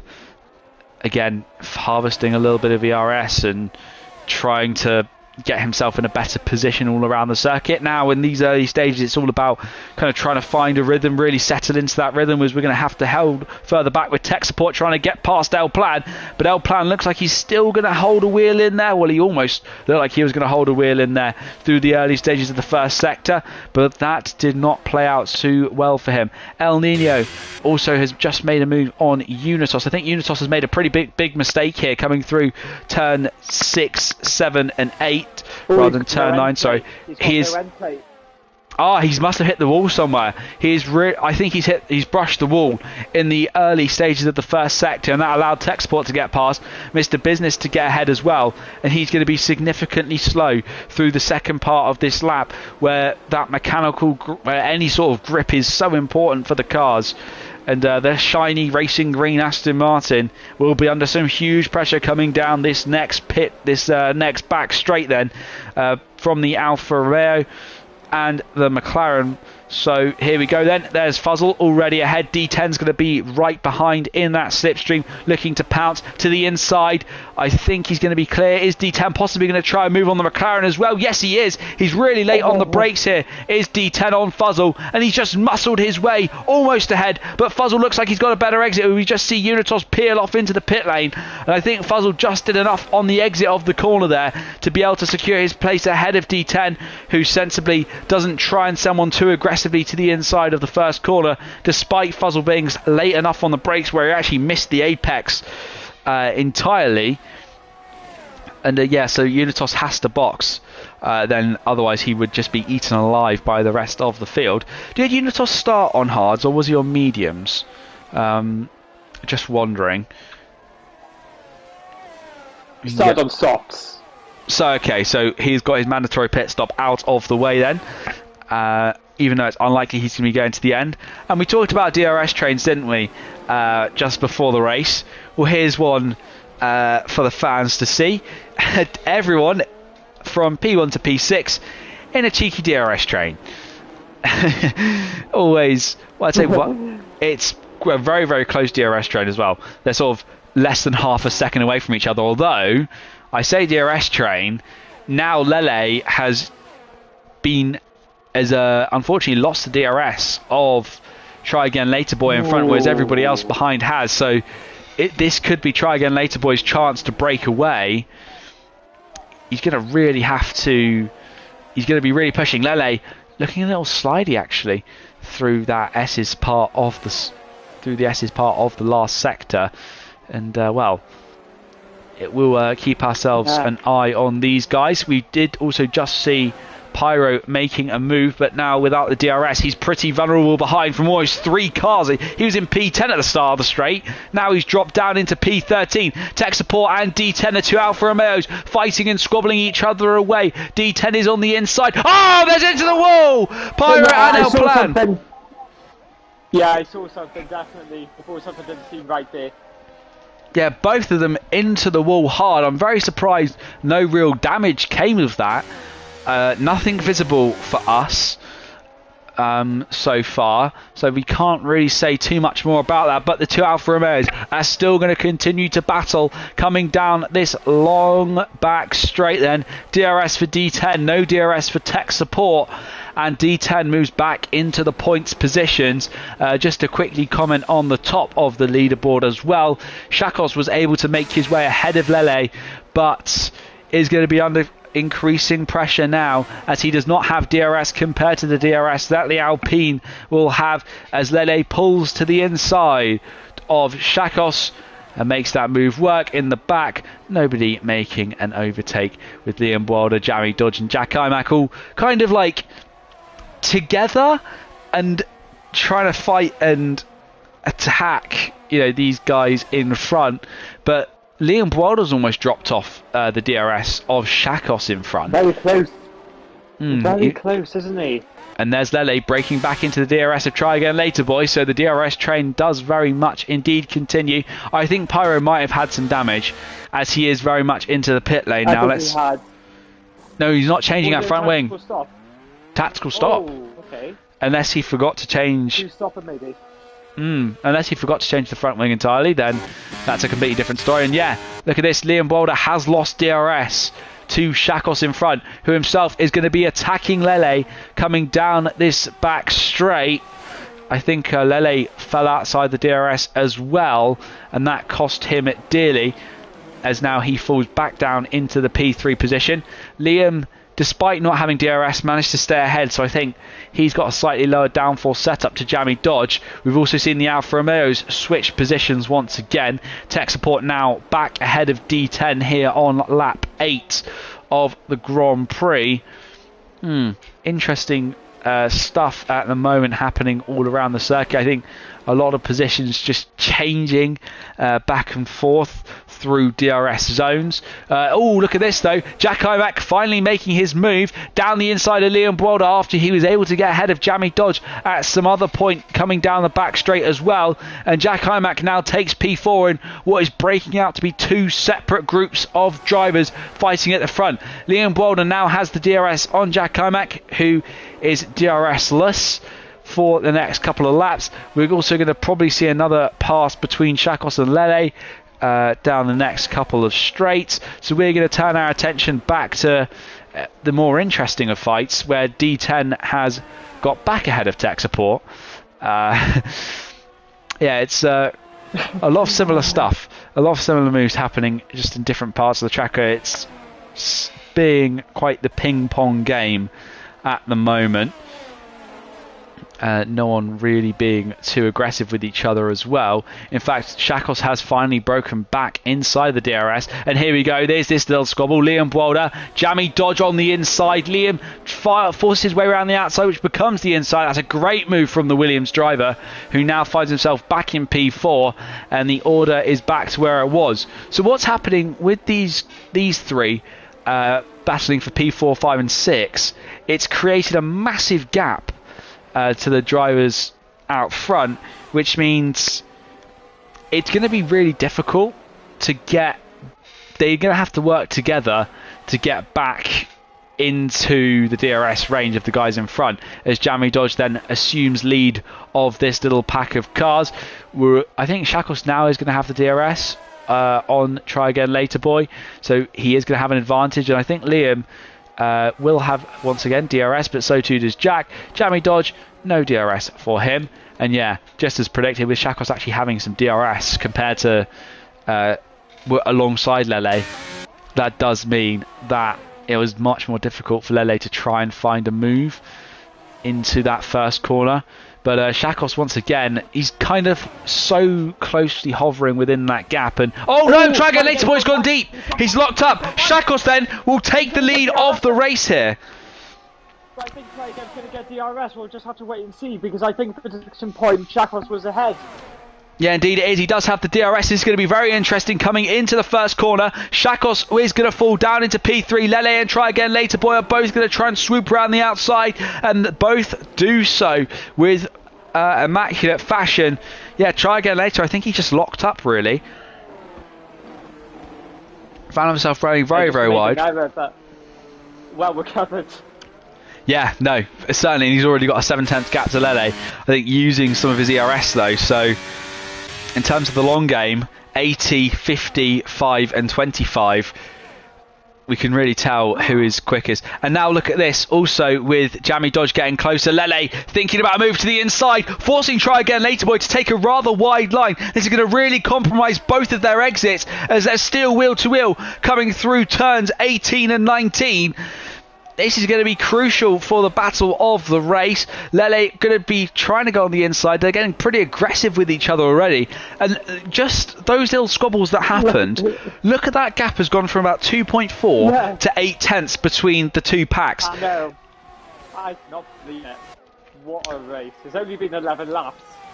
God knows what's going to happen. Perkins has already pulled into the pits as well then. So Liam Boulder is dropping off, I think, compared to Jamie Dodge, who is also on 75% ERS inside the DRS, and yeah, whereas Liam's got 19% right on the back, and I'm sure Jack's probably got like 25%. So here we go then, a move for the lead of the race between Lele and Try Again Later Boy. Lele makes that move back into the race lead. No one else on circuit making any overtakes. The gaps are increasing, but here goes D10 and Tech Support. Tech Support right to the inside of D10. He's going to try. D10's going to try and hang it on the inside. Unfortunately, that isn't quite the line that works. Oh no! Elplan, I think, has tagged D10. I think Elplan. Yeah, yes. I think it was Elplan that tagged the Alfa Romeo driver, and that sent him down to P14 behind a whole slew of cars, and that has opened that gap at the back right up again. And now Tech Support is he's got no pressure from behind, and now also has no one to attack, no one to really defend against. and that kind of allows him to be a little bit more comfortable. But here we go, Luke the Blade and D10 are going to change positions. D10 will be eager. That's the second time he's been hit, I think, in this race, if I'm correct. Yeah, massively. Massive had bad luck. Massively. No fault of his own, really.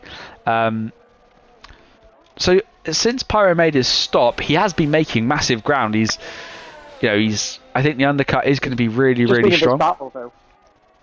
Just had this massive battle with Unitos, which has just holding him back, really. So he's not making as much progress as he would have wanted to, really, in all fairness. Unitos has just done a really good job just picking his battles when to go.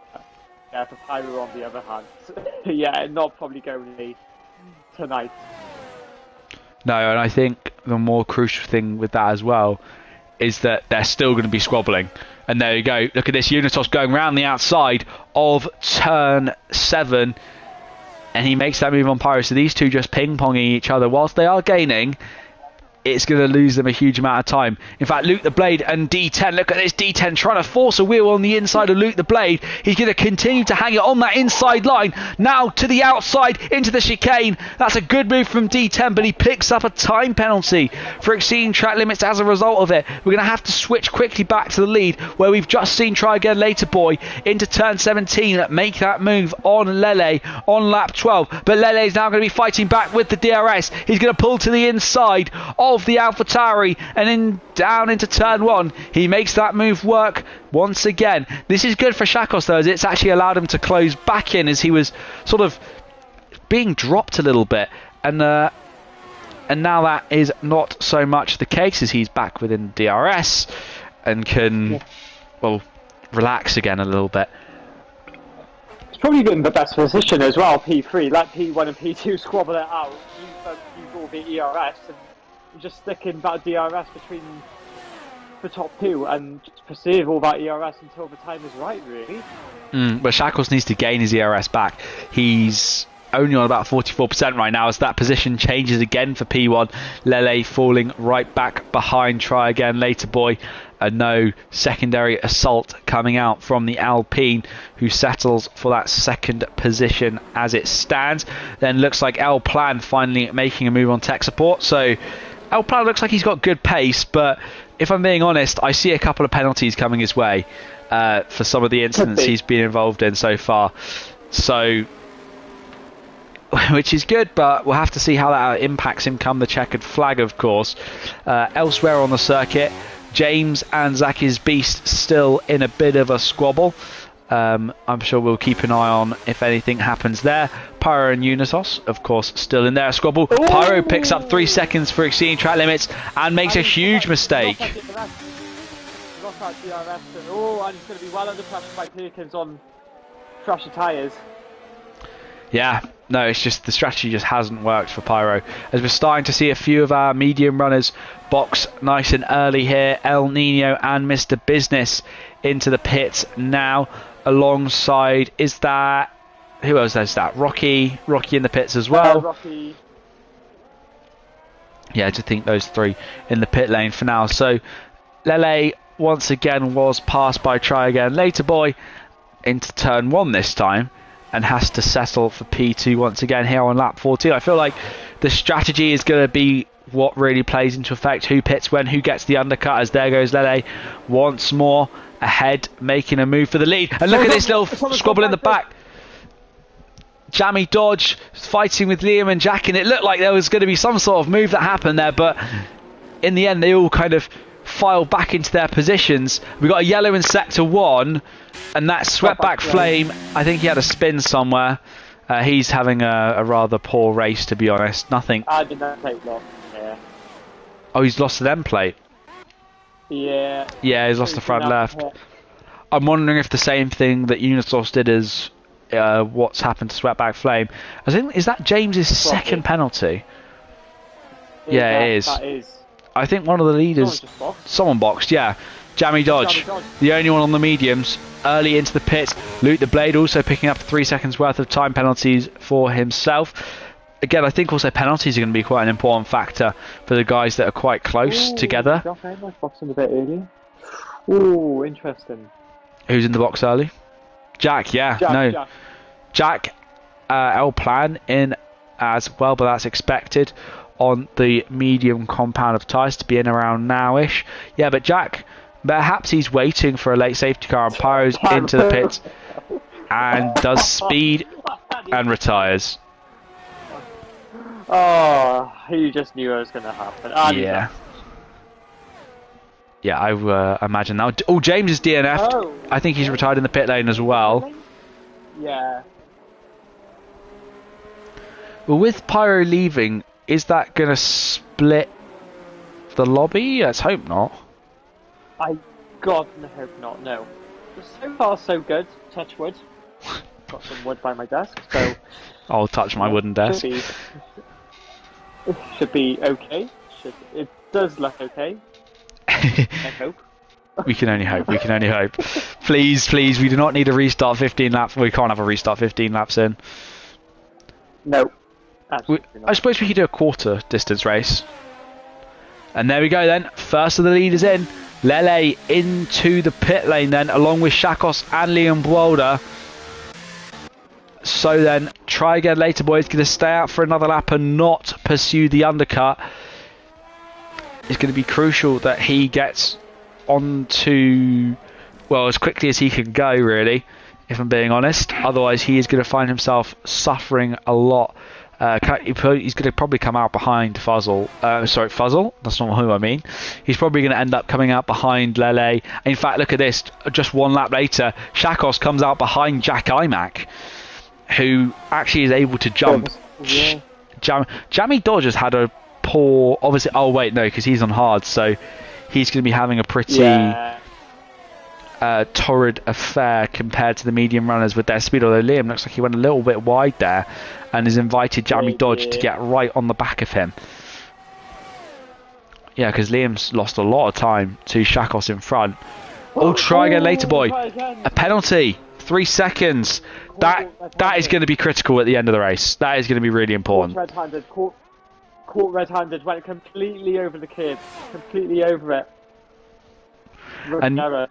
And he has to use a lot of his ERS on this in lap to try and gain as much speed as possible. In fact, Lele, who has made a pit stop, is just appearing right behind tech support now, and so he is being held up. So I don't see how much quicker his in lap would have been compared to try again later, boy, because he's stuck behind 2 cars. So I don't think the undercut might not have quite worked. Well, let's have a look, shall we? Tech support and Fuzzle in. Ooh. I think he might be ahead. Yeah, I think he's going to get ahead. Well, let's see. On board with Lele coming into the first corner. He is far ahead. Try again later, boy. Despite the traffic that these guys in front had, still comes out behind Shakos, Jack Imac and Lele, with Liam Boulder right behind him as well. So mediums to the end of the race. Luke the Blades retired from the session. I think that's in the pit lane as well. In the pit lane? I thought it was on the start straight finish, and I was like... Yeah. Ooh. That would not be ideal. I think Zach is Beast just in as well. So we've still got D10 to make his stop. In fact, look at this. Try again later, boy. Under a little bit of pressure from Liam Bwolder, who goes round the outside.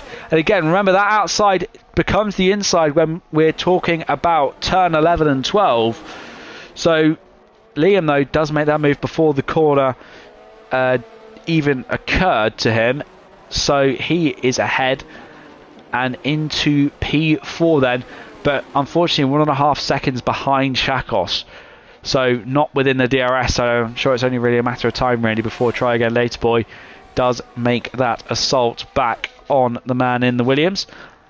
Looking elsewhere around the circuit, I think I just saw Unitos and El Plan squabbling away. Unitos getting a squirt of throttle and getting a little bit out of shape. Perkins also involved in this battle with El Plan ahead, with a bit of DRS assistance, allowing him to climb positions up the order now and into the points. Perkins, though, is also under pressure from Unitos behind, who sends it to the inside into turn 17, makes that move work. Unitos is having a decent little comeback here, but he will have to box again. And there's he boxing again. And he has. So we've already had... Softs to the end, I think, might be a little bit bold, considering Miami does rather eat the tyres up.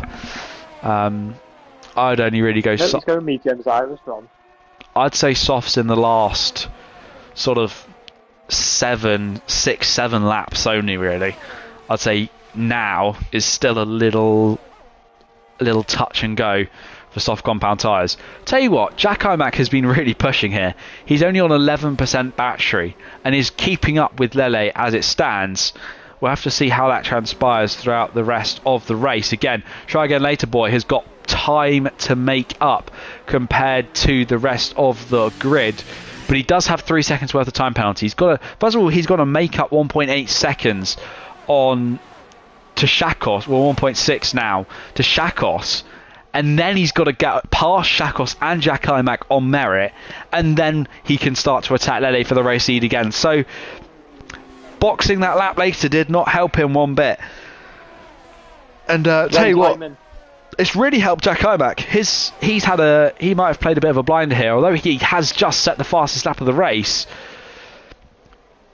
Because of how fast everyone is and how close they are together, is it really making much of a difference whether he's a tenth quicker every lap? It's going to still be a long race for him to be able to get past. And there goes D10 and Mr. Business fighting away. D10, I think he's going to be waiting for softs at the end. I personally believe that's what he's going to be doing,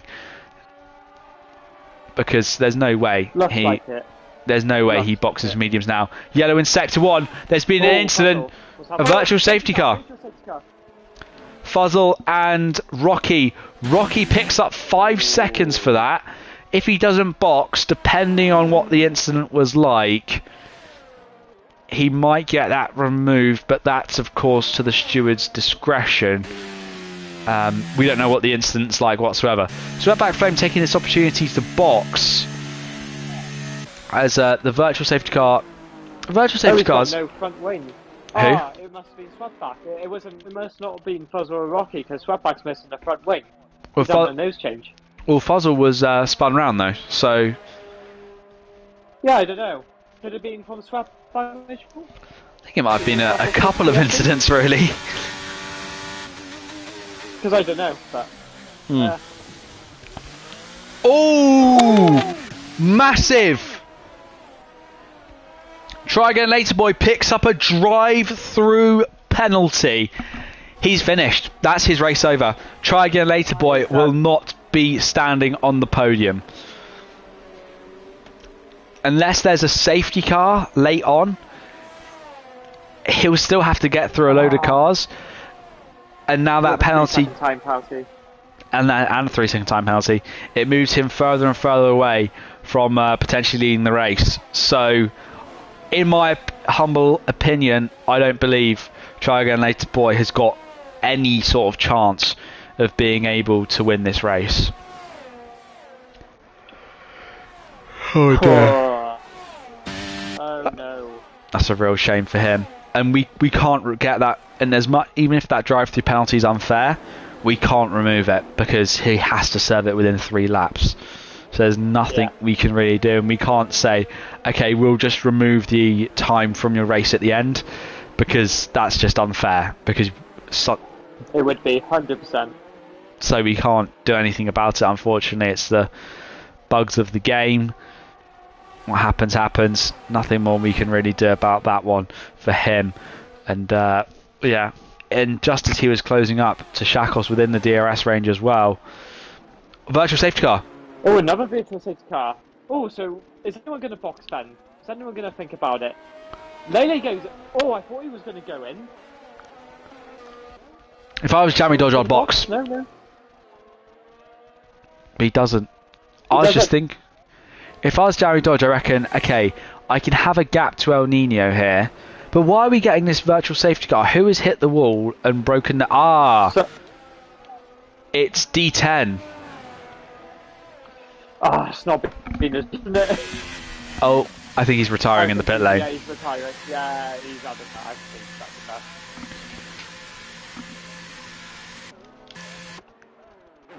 Yeah, he got hit so many times. Or maybe he's soldiering on. We don't know. Fair dues. Fair play if he is. We respect it.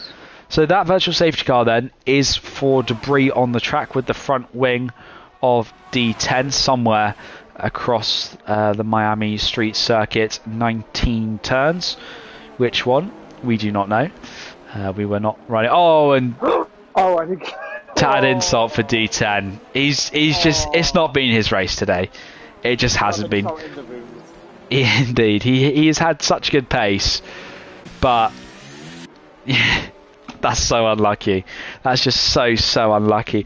We've also just seen tech support make a move on El Plan, coming into turn 11 on the straight just before, and that sees him ahead. Rocky and Fuzzle going to go wheel to wheel here. The Alpha Tauri trying to go on the inside now of the McLaren driver, who is going to hang it round the outside and does retain P11.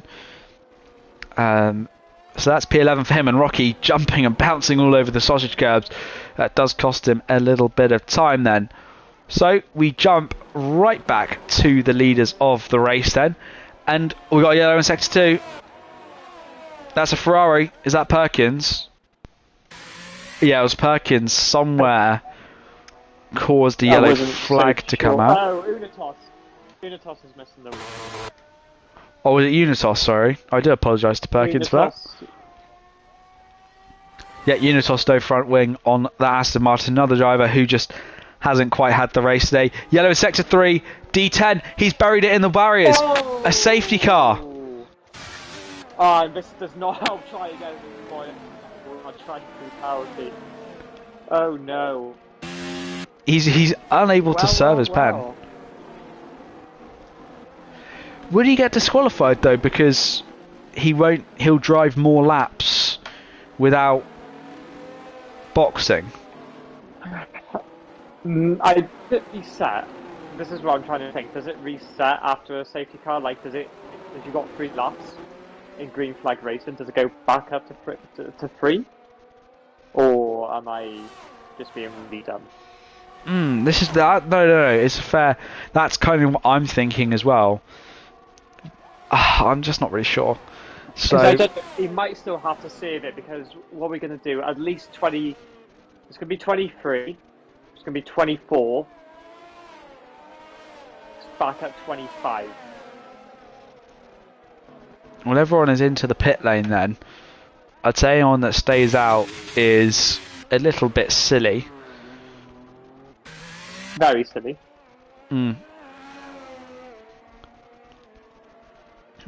D10 has left the session. The host migrates once more. Wait, is Jack Hymack... I hope that's a glitch that he's got. I don't know where he would have got 8 lap old softs from. Let's hope that that's a glitch for him.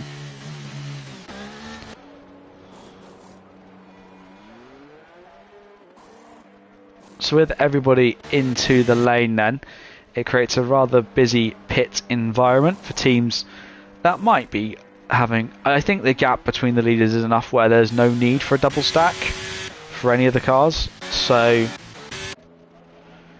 everyone is pretty good. None of the team's cars are really that close together on circuit.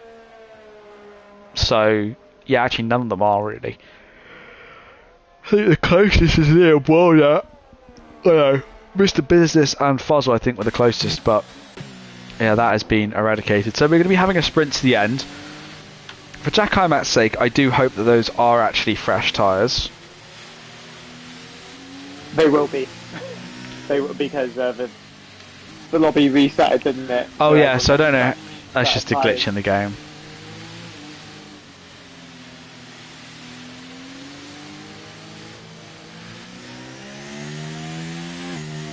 Oh. I'm gonna message Jack. I'm gonna message Jack.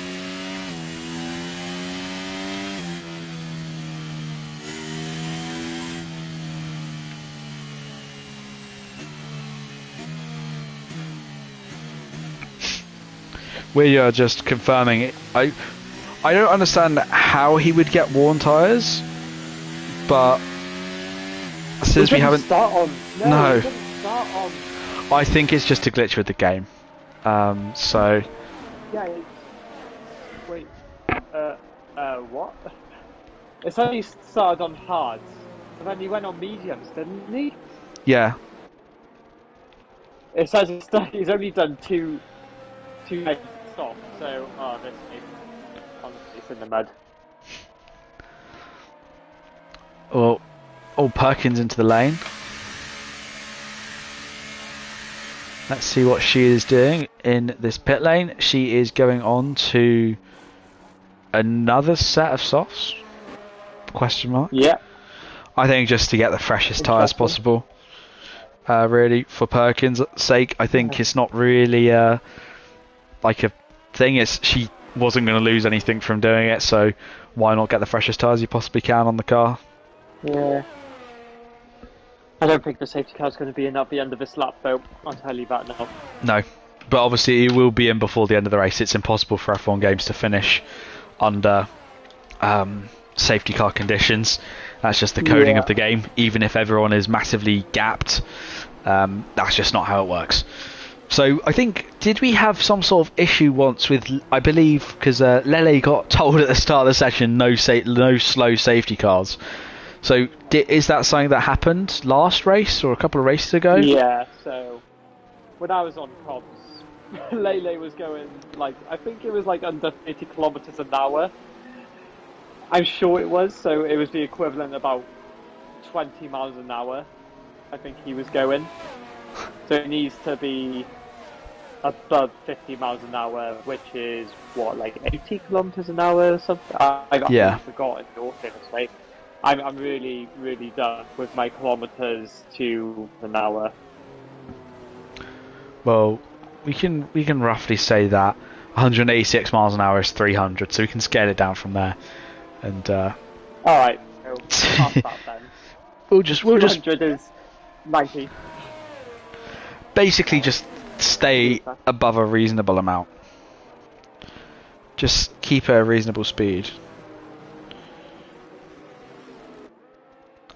So yeah, no, let's wait and see when the safety car does come into the pit lane.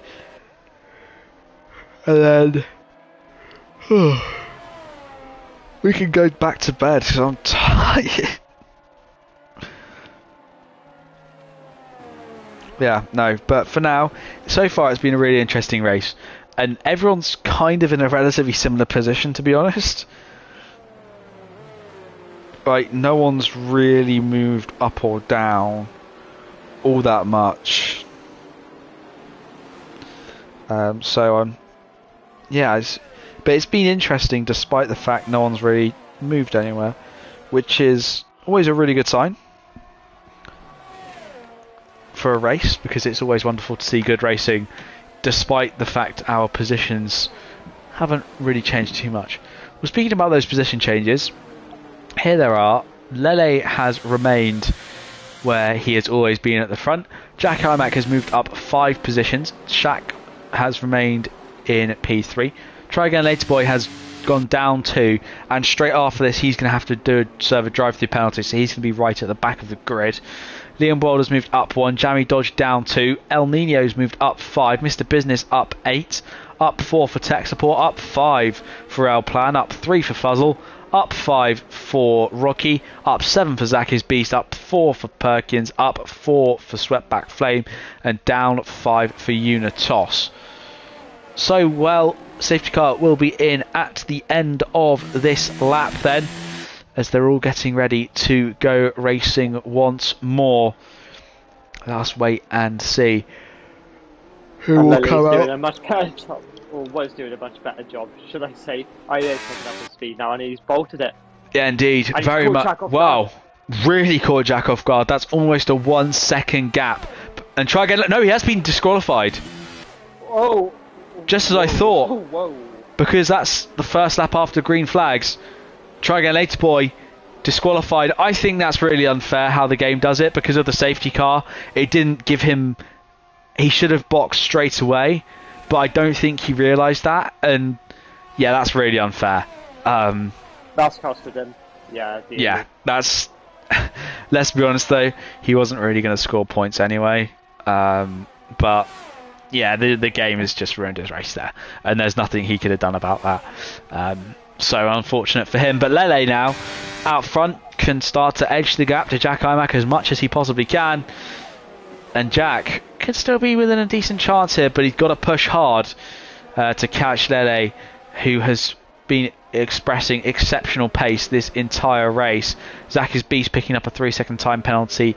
Now him and Rocky are the only two with penalties. Sorry, it's both 3 seconds only a piece, which is a good sign. Let's go back to the... Oops, that's the wrong graphic.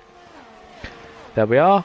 And yeah, well, looking further in the background, looks like Mr. Business trying to find a way past El Nino, who was weaving a little bit all over the straight. I say weaving, defending his position like he has the right to do, as he tries to find us. This is a satisfying thing when the fastest laps just trickle down.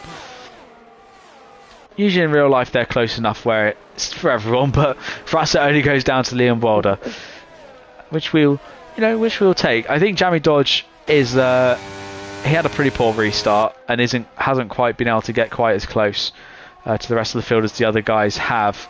And it's pretty much Liam, three champions of Tier 1 and Lele fighting it out for that victory now.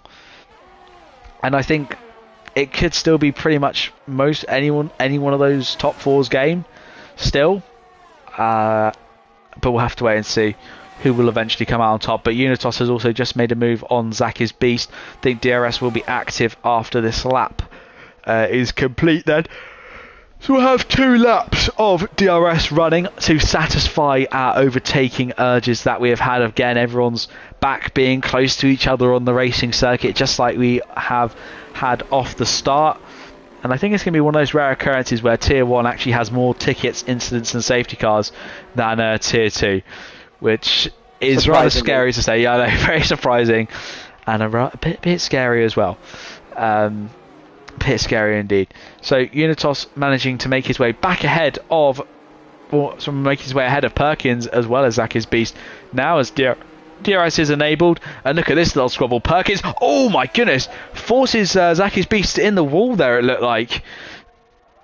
From this angle, I don't know if Zach actually made contact with the barriers, but I don't think he'd be best pleased if he did. I mean, Unitos is now out of ERS, so he doesn't really have much more to play with. Again, with the DRS being back active, it'll be a determining factor in these last couple of laps, although Jack's actually lost out that DRS. Yeah, Jack making a mistake somewhere along that first sector, and it's opening him up to Shakos behind. Shakos managing to make that move on the inside of Jack Imac, who now takes P2 in this race.